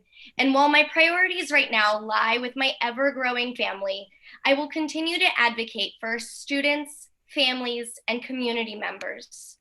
I'm proud to be a thought leader and add new and different perspectives to the board, ones that haven't been heard or have previously been ignored. I wasn't elected to keep quiet, and for my constituents who are wondering, it's highly unlikely that I'll keep mum for long. As I reflect upon my term in office, I think about the opportunity I had to make a difference in the lives of others and be a role model in the eyes of young women thinking about running for office in their own communities. Change starts at home, and I'm elated to see more women running for office, serving in office, and adding their much needed opinion on the issues affecting our towns, cities, states, and nation today. To my incoming representatives, I hope you can learn to balance your passion with compassion and attack ideas, not each other. With me now tonight are other members of this board who I've had the pleasure of serving alongside. There have been points of collision along the way, but in the end, we all have the same collective goal, the betterment of education in this city we call home. I encourage you to have an open dialogue and see an argument through all sides. We should strive to capture substance over the sound bites of social media. Civil discourse can be good for the collective, and we can disagree and still find places to move forth together with a concerted effort to solve a problem thoughtfully. This past year has had me thinking often about gratitude, service, and dedication to others. I am so, so grateful and appreciative to have served, learned from, and grown with this group. I will look back on this time fondly, and I'm excited for what's to come in the years ahead. Thank you very much to my colleagues, and thank you to my constituents.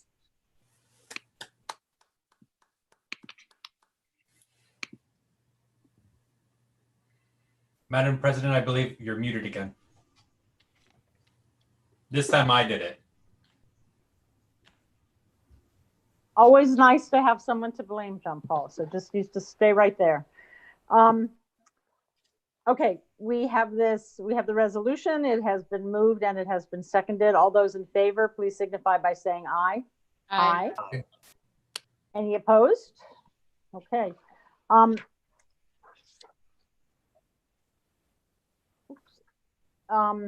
Okay, so we have one more, and then we're all going to be able to talk a bit. The final resolution is CR 2024, honoring Ward 8 Representative and Vice President Marcus Batchelor. Is there a motion on the resolution? So moved. Second. Second. Okay. Vice President Batchelor, are you there to? Madam President. Hanging in there, Madam President. He's got to read the thing. Do you mind if I read it first, Madam President? Yes. Oh, yes, I'm sorry. Thank you. State Board of Education ceremonial resolution to honor State Board of Education member Marcus Batchelor, CR 20-24. Whereas the District of Columbia State Board of Education recognizes Marcus Batchelor and his dedicated service on behalf of the residents of Ward 8 in improving educational outcomes for students since January 2017. Whereas Marcus Batchelor is the youngest ever member elected to the state board, representing over 16,000 K-12 students across 44 school communities, and is a native Washingtonian, being a student at Martin Luther King Elementary School, Hardy Middle School, and Third Grade Marshall Academy PCHS. Whereas Marcus is an alumnus and former trainer at the Marion Barry Youth Leadership Institute, where he worked with DC teens on personal development, civic engagement, college readiness, and employability skills. Whereas Marcus has served 6 years as an elected leader in the District of Columbia, first as an advisory neighborhood commissioner in the Congress Heights and Washington Highlands communities. Whereas Marcus was elected by his colleagues as vice president of the state board in 2019 and 2020, and served as co-chair of the board's high school graduation requirements task force in 2017. Whereas Marcus has been one of the state board's leading voices for increasing support for community schools, safe passage, police-free schools, physical and mental health, culturally responsive and anti-racist education, and efforts to improve teacher retention. Now therefore be it resolved that the District of Columbia State Board of Education honors Ward 8 Representative Marcus Batchelor on the 16th day of December in the year 2020 for his outstanding service and leadership. Thank you, Mr. Batchelor. Would you like to provide remarks? I know you are suffering from strep throat, so. Sure. I appreciate you, Madam President, and hopefully my colleagues will excuse my brevity, but I am so honored to have spent the last 1,444 days in service to the Residents of Ward 8 on the state board. It has been among one of the most rewarding experiences of my life, both I think fighting fiercely for what I know are young people who need a fair shake in our city and who deserve so much more, but also working alongside so many smart and dedicated members of our community to accomplish that work in so many transformative ways. Sorry about that. I'd also like to thank my neighbors in Ward 8. You know, as the resolution mentioned, I'm a proud son of Ward 8, and forever grateful for the residents of Ward 8 sending me to this body at 23 years old to do the people's work, and I hope I made all of them proud. As many of you know, I applied for a new job this fall, but it wasn't in spite of the work we did here on the state board, but because of it. I've been inspired by the conversations we've had, by the ability we've had to really make the state board a common house for the concerns and fights of our constituents from the grassroots, that we become a much more influential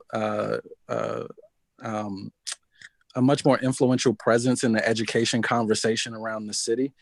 And I'll be forever grateful for the parts that I got to play as a part of that work. I also want to thank all of my departing colleagues for your support over these last few years, and looking forward to what you all do in the future. I think I'll leave it at there. I'll shoot you all a text before they pull the plug on us, but I just want to thank you all for the time you've given, not just to the residents of the District of Columbia, but I think to be a ever-present support for a kid from Congress Heights like me. So thank you so much. Thank you, Marcus. So now that resolution has been moved and seconded, and we can vote for that resolution. All those in favor signify by saying aye. Aye. Any opposed? Okay. So thanks to all of you for your service to DC and your service on this board. I have learned from everybody. I am now going to ask Mr. Hayworth to call on people to talk about each other and how much we appreciated working with our colleagues. Thank you. And members, I'll be doing my best to call in order of seniority just to make it fair for everybody. So Mr. O'Sullivan. Thank you, John Paul, and thank all of you guys. I'm definitely going to miss you all. It's been a great past year and a half on the state board, each and every one of you.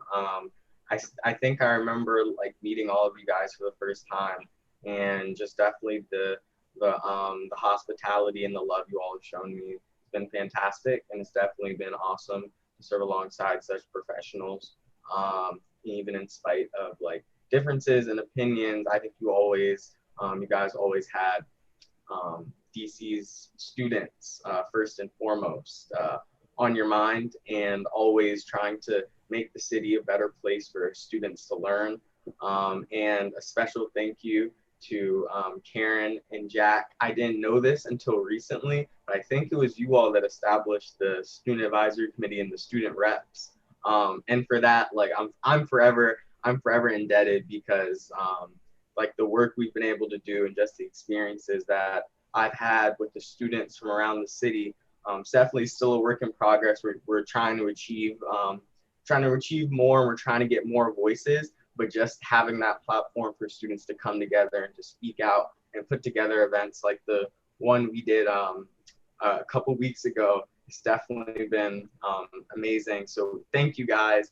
And I look forward to seeing what all of you all do in your future. And also, thanks Marcus for everything you've done. It's definitely, I've definitely just enjoyed being able to work with you and helping you, you know, with your application for your other job. I look forward to seeing what you do because you're very inspiring to hear speak. So yeah, thank you guys, and thank you all so much for being on the state board and getting to serve alongside. So with that, I'm actually going to go eat dinner, but thank you all, and have a good one, and happy holidays. Mr. Jacobson.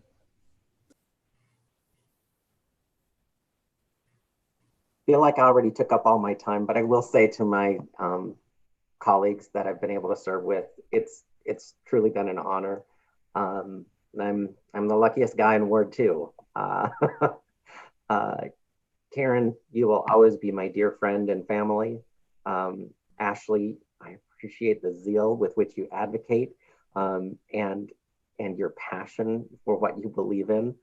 And Marcus, it's been wonderful to see you grow as a public servant over these last few years. So love you all, appreciate our differences, and appreciate more that I had the opportunity to serve with you. Thank you. Ms. Williams. It's hard to say goodbye, but like you said, like you wrote me a note, we'll always be together one way or the other. And I really, really appreciate, well, let me back up. I made a good move when we decided to hire you. It was wonderful then, and it has worked out to be one of the most invigorating, most powerful relationships I have established in a long time. And I want to thank you personally, John Paul, for doing that. That's it. Thank you. Thank you. Ms. McClay.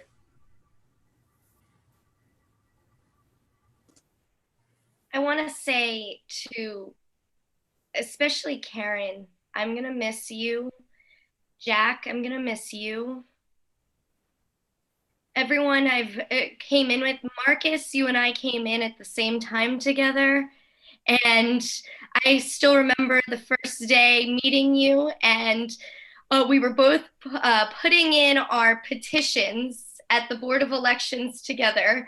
And we both walked over to each other with this look in our eyes, with this passion, and we were both giving each other the hardest handshake ever. And I was so proud to, you know, find someone who had just as much energy and enthusiasm for running for office, even if we're on completely different sides of the aisle. And I've learned from each one of you. And although we have had our differences, I really appreciate the passion that everybody has and brings with them in over these past 4 years. And I'm gonna miss serving with you guys, but I'll always be here to lend a different perspective. Thanks. Thank you. Dr. O'Leary. I was the rookie 2 years ago, almost to the day now, because when John Paul said it was going to go by seniority, I didn't know. I thought I was going to be last because I'm definitely the senior person in this group. But I have singular moments with everyone that's not going to be with us in January. I'll start with Ashley because it's really been interesting working with and against Ashley for the last 2 years, because obviously we didn't agree on some things, and Ashley let me know about it, and I never took it personally. It was fun, and I really enjoyed it. My next door neighbor Karen, at the table. You remember when we used to have a table that we sat at? Y'all remember that? It was a long time ago, but Karen was right next to me, and we had we established a bond immediately, and that relationship is never going to change, Karen, at all, until we're both in the ground. And Jack, I had the same kind of relationship that I had with Karen, in that we didn't always agree on everything that we talked about, but it was never personal at all.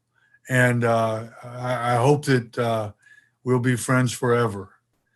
And Marcus, I'm just mad that they didn't employ him. I did everything I could do to get him employed in November, but I know that was just everybody loses, and so I know that Marcus's energy and his intelligence, and because I always tell everybody to watch the State Board of Election to see what's going on, not to watch me, because I can't stand looking at myself anyway. But everybody talks about Marcus. Wow, he's really smart. He's really on top of things. And I just, I'll miss all of you. And I hope that our relationship will continue to grow outside. Thank you. Dr. Gasoi. Thank you, John Paul. I think I'm just now wrapping my mind around the fact that this is our last meeting as this club, you know, like this is our club. And yeah, I guess I'm just, I'm a little at a loss for words, but I will say that I'm remembering my first meetings with each of you before joining the board at this time 2 years ago. And just what a journey it has been. That feels like a million years ago. And it's not just because of the pandemic. I just think this experience has been so immersive. And as everybody has said, I've learned so much from everyone in unity and in adversity. And I will just say, I was so impressed to hear about Karen, that you were the one who started the Student Advisory Council. So I applaud you for that. Thank you for the official orientation. I remember learning that that was the very first one that the State Board had. And I guess that also I will extend a thanks to Jack.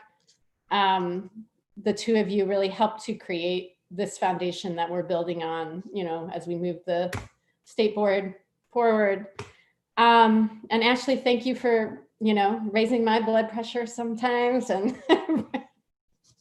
not gonna lie. And Marcus, it's just been really amazing working with you. I have to confess that when I was running for the State Board, I started watching, you know, the videos, the clips of the meetings, and I was like, wow, you know, he is really, as Fraser said, he's on top of it. He's really articulate. He's really amazing. And so when I had to get ready for my swearing in, I watched your swearing in to get ideas. So now you know. But thank you for your help on the Well-Rounded Education Committee. Thank you for all of the resolutions that you put forward, to name just a few, the police-free schools resolution, and urging the State Board to write a letter in support of keeping Washington Met open that was signed unanimously. So I could go on, but I won't. Others want to say things too, but thank you all, and onward, stay in touch, and we'll miss you. Thank you. I didn't need to do that. Mr. Parker. Yes, I will echo the sentiments that have been shared already, that you all, each of you, will be missed. We are like a club, and after working with folk for so long, it's weird how you take certain things for granted. Almost like we will always have these 2 times a month where we're going to come together and meet, fuss, argue, agree, laugh. And then you have moments like this where it's like, oh no, that will one day come to an end. I will keep it brief, but I did think long and hard about a moment that reflected fondly, at least for me, on my interactions with you. And I'm not calling in any order, but I will start with Jack. And it was one more recently. I would say I'm truly appreciative, especially for you and Karen, but for building the house that we all cherish, and the state board itself. I think it can't be overstated that the work that you all have put in to build the reputation, the expertise, the reach of the state board is in many ways why we're here tonight, passing things like social studies standards that will revolutionize how our students are learning, or engaging on the foremost important education issues in the city. So you all, more than anything, should be really proud of that. But when I thought of Jack, for those that may not know, I recently was battling COVID, and I shared a text with the board to let them know. And Jack, I never responded because I was really ill when I sent the text. But when Jack responded with a picture of him and his husband in sweaters, and while many people shared, I have soup for you, or I'll be praying for you, he said, oh, I have a nice sweater for you. And that is a moment that I really needed at that time. I was feeling really low, and I literally laughed out loud when I saw that picture. So thank you for that. Karen, similarly, there was a time we were having a board meeting, and I think during the meeting, I got a text from Karen, and it really jolted me because Karen often doesn't text during the meetings. And she said, are you feeling okay? You're pretty quiet tonight. And I'm not sure if that means I talk too much, but I took it as Karen was being the sweet, caring person that I know her to be. And for her to reach out during the meeting just really meant a lot to me personally. And again, this is another moment that I never mentioned to you, Karen, but that really did mean a lot to me that you would reach out. And what many people may not know on the other side or through social media is that we are real people, and we have real dynamics and relationships. And what you see in these moments during these meetings are only a snippet of the people and the dynamics that we have. And so, Karen, I really do cherish the role you've played for me personally, but also the board. In many ways, you've served as a mother figure, and I mean that. Sorry, I mean that in all of the most positive ways that one could think of a mother figure. Ashley, I remember I was wanting to put together this resolution around special education. And I'm not even sure if you knew, but you were actually the first person I went to. And what many people don't realize is it's really hard for us as a board to reach consensus as a board on many things. It doesn't happen all of the time. And that special education resolution passed unanimously. And I credit it in many ways to the feedback that you gave. And I'm not sure if you remember that conversation, but I called you in one way trying to fill you out to see, okay, would Ashley support this? What do I have to do to get her on board? But you really gave great feedback that centered on exactly what you mentioned here tonight, hearing out other board members, making sure that we listened to all sides and that we included those perspectives in the resolution. And so it was one of the pieces or resolutions I was most proud of this past year because of its significance, but also because it passed unanimously. And I thank you for that feedback because it went a long way, I think, to making it so. And then last but certainly not least, Marcus, I don't even know how to boil it down to one moment. Marcus too texts me during the meeting sometimes. So if I'm ever looking down, or if there's ever a screen grab on Twitter, which there often is, of me looking down, it's often because Marcus and I are texting through the meetings. And I just really appreciate, Marcus, you serving as a role model for me as a younger member on the board, but also a male and a Black male member on the board, really just trying to find my way. How is it that I am supposed to represent my constituents as well as advocate for the things that are most important to me? And so while Marcus is younger than I am, I really do look at you like a younger, older brother in many ways, and have really appreciated your friendship, your counsel, your advice, the times you're fussing at me, but also just really am looking forward to your future because it is very bright. To share just one moment, this is back even before being sworn in. Marcus, in the way that Marcus does, he very in a passing way said, "Oh, don't forget to prepare for your swearing in remarks." And it was literally maybe 24, 48 hours before the swearing in that I had no clue that I was even supposed to give remarks. I didn't even know that was a thing. So for our newest members watching, I'm not sure how it's going to work in COVID, but hopefully you all are working on your remarks.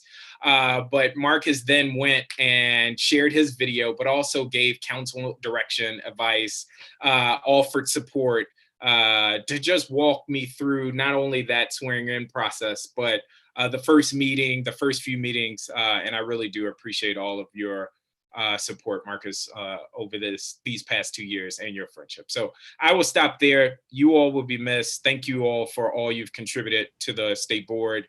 And we are at our best because you all at your best have been among the best that DC's elected body has to offer. So thank you. Thank you. Dr. Sutter.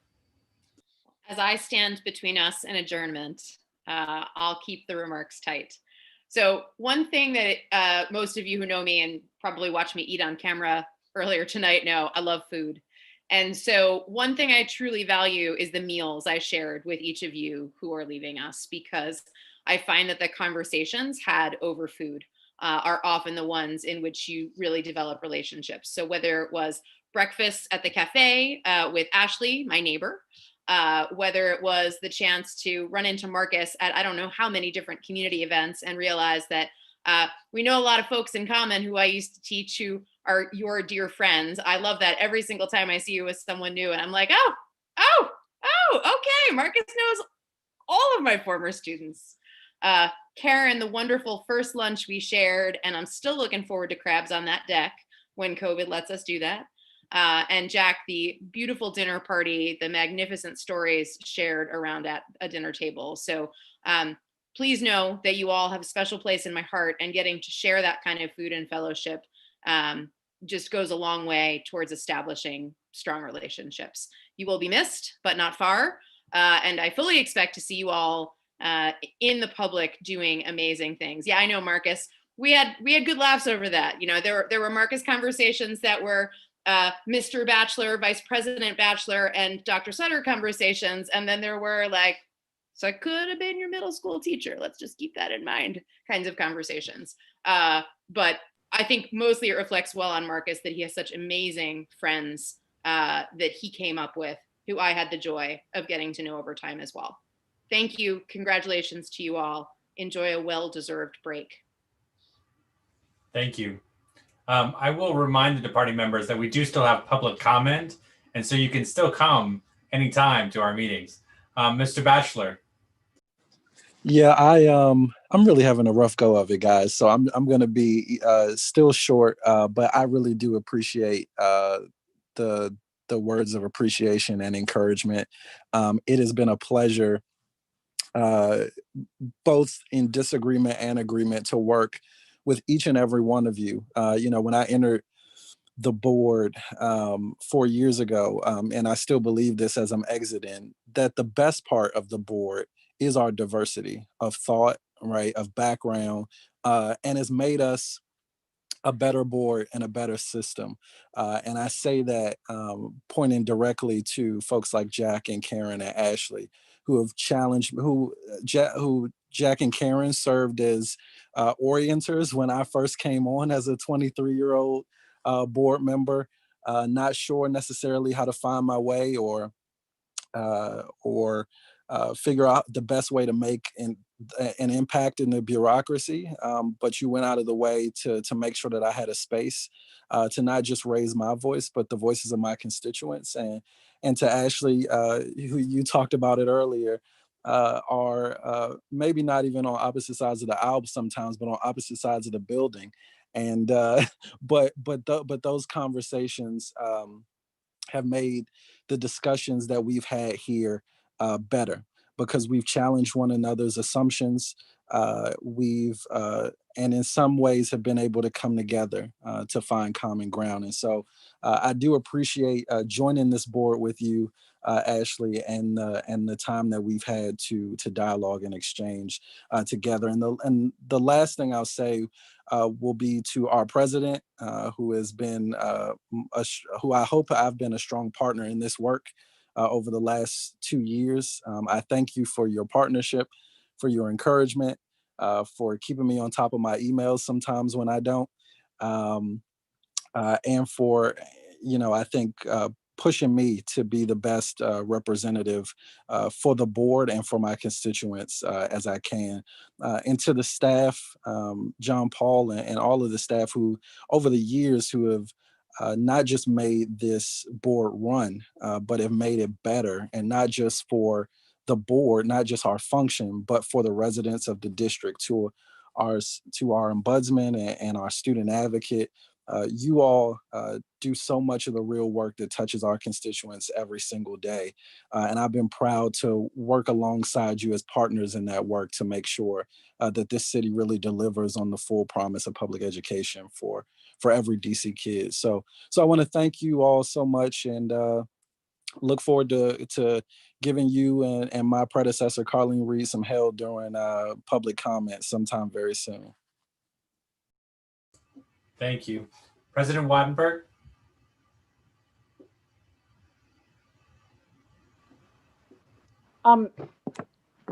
This has all been great. I'm moved. I'm so proud to be on this board with all of you. I want to start with something that Marcus said, and I want to take it in a different direction. We are all so different in so many obvious ways. But one thing that has always struck me about the board that I find just totally fascinating is we're from different generations. We're from different professional cultures. We have different experiences. Our understandings of issues are so different. The gaps in our knowledge are so different. So I have just found it endlessly fascinating to work with everybody and figure out why different people do different things at meetings that are different than what I would do. They prepare different. It's so interesting. And I've learned so much, and I really, really have enjoyed it. It's the difference in the issues that we've talked about and sort of trying to debate them, but it's also these other things. So I really appreciate it. I want to go back to something that's been said, but I want to talk about the commitment and what Karen and Jack brought to the board. People have talked about building that infrastructure. And I came in right at the beginning of that. I wasn't there before, but I experienced the beginning of that growth. And it is really amazing to put together, to stand up an organization and to get the budget and to get the political support for that and to get the staff and to figure out the procedures and all of these kinds of things. It is really a great job. And I will, we all sit on the shoulders of the people before us. And it is so true with the state board. I really want to, we haven't always agreed on everything. We haven't always wanted to take the board in the same direction, but there's just no question in my mind about this amazing work that you both did. And I will also say it's not work I could have done. I mean, it's part of what we're talking about. People come to these things with very different strengths, and it's was a great contribution to our city. And I really, really appreciate it from both of you. I also want to say, I think this is mainly to Karen, but maybe it's also to Jack. I had also just learned, I think that Karen was the one who came up with the idea of let's have the student advisory committee. Maybe it was partly with Jack. And again, just what a great contribution to our work. What I have learned from going to those meetings is amazing. And what I think the public has learned from hearing at, Alex and Shayla this year, but Tatiana and others in previous years, it is really amazing. And I think you know, all of these things, they take time to build. I think what Alex is doing now, we're getting more and more student voice. So really, really something. And congratulations for having the idea and for making these things real. I want to say a couple things about Ashley. So many of the new people don't know this, but Ashley sat in between Marcus and me for 2 years. And for 2 years, we bantered all the time.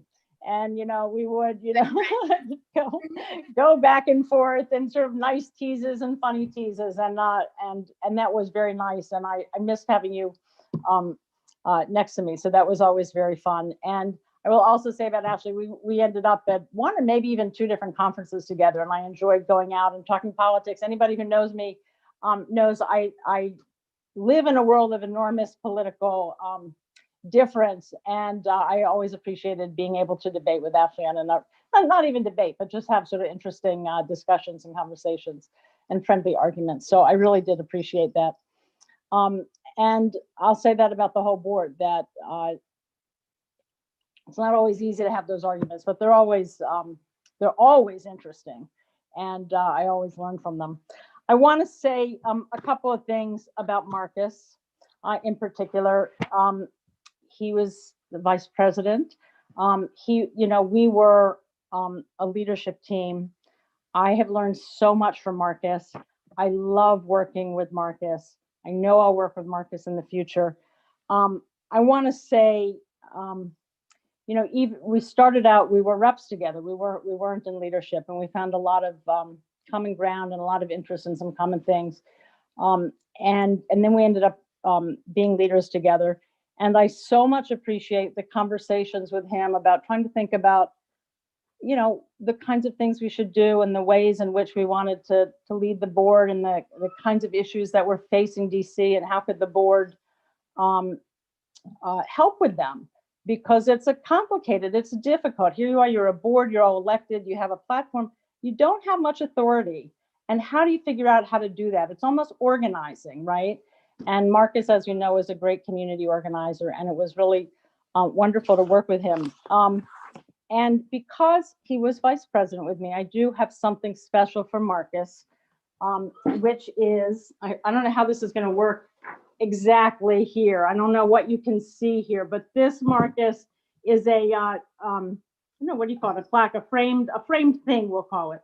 And I guess you can't really see it, but part of what it does is there was an article that many of you, I'm sure, saw that reported on the final results of the 2020 elections in DC. And one of the things it said in reporting about the Board of Ed elections is it said, this is in the Washington Post, that the 9 representatives of the State Board of Ed have emerged as prominent voices in the city's education debate. And that is something, you know, as we said, all of this, you know, we all live on the shoulders of who came before. So we didn't invent this or magically do it. I will say, though, one of the great things working with Marcus about has been this idea of how can we use the platform of the board to really elevate and amplify the voices of our community and of our residents. And I think that got recognized here. And I really appreciate it. The other, and what it says at the bottom, thank you, Marcus, for elevating residents' voices. And the other thing, which you can't see, I'm afraid, is not, maybe last year, I can't even remember, there was some new app going around where you could age people. And I guess Marcus had aged himself using this app. And I did tell him, I said, you know, they say that goes straight to Russian disinformation, so you better get off of that. But meanwhile, I think it was the staff, I don't even know, put together a nameplate that had his new photo looking about 70-ish. And, you know, he still looked great, I will say, but he definitely did look 70-ish. And that's on there too. So Marcus, I will get this over to you. And it is just a small memento of really how much I have loved working with you. I am sorry to lose everybody who's leaving. I am doubly sorry, I have to say, to lose you. And I know we'll be in touch, and I look forward to that. And let me just say to everybody again, it's been a treat working with you. As others have said, it doesn't seem like that every moment. or even every meeting, but over time it really is. And I really, really appreciate it. And thank you all so very, very much. And I look forward to seeing all of you in the future doing more great things for our kids and for our community. So yes, to everybody. Okay, so with that, members, does anybody have any new business announcements? Madam President, I actually have one. Okay. I do want to make a quick announcement and recognition that our amazing press secretary, Malaya Olufeme, is currently getting on a plane because she's getting married. Oh, wow. Congratulations. Wait, everything was postponed and things because of the pandemic, but she's currently on a plane and out at the door. So, so very much congratulations to her and her soon-to-be husband. Very cool. A great way to end. I'd like to make a motion that we adjourn. Okay, you got it. We need a second. That motion? As the senior member, I was hoping I'd get to do that. Okay, well, forget I said that. Forget I said that. Go for it. On mute. I motion to adjourn. Second the emotion. Second the emotion. That's good, Fraser, the English teacher. Yeah, I made it up. I made it up, Ruth. I know, Maybe somebody will make a song like that or something. Karen, did you want to say something? I think Karen wants to unmute. Karen, are you trying to get in? Karen, you're on mute. There she is. Oh, there I am. I was just trying to say I like that second emotion. Yes. And you know, and Jack, you know I love you, and you know we'll talk. Yeah, we'll talk. Goodbye, my friends. Oh, I just wanted to say this. After this pandemic is over, I would like for everybody to come and sit on my deck. It is great. You know, fantastic. Those of you who've seen it, and we can social distance or whatever, but we gotta wait for the pandemic to pass. Okay. Get your vaccine shot. You mean I'll get my shot. I'm talking about everybody. That's what I said. I'm not crazy. All right, folks. Have a great holiday, everyone. Have a great holiday. Have a good holiday. See you guys Take in the new care. year. Happy holiday, happy new year. Here's another news statement. See you next year. Yeah, that's original. Bye. Yes. Bye. Bye.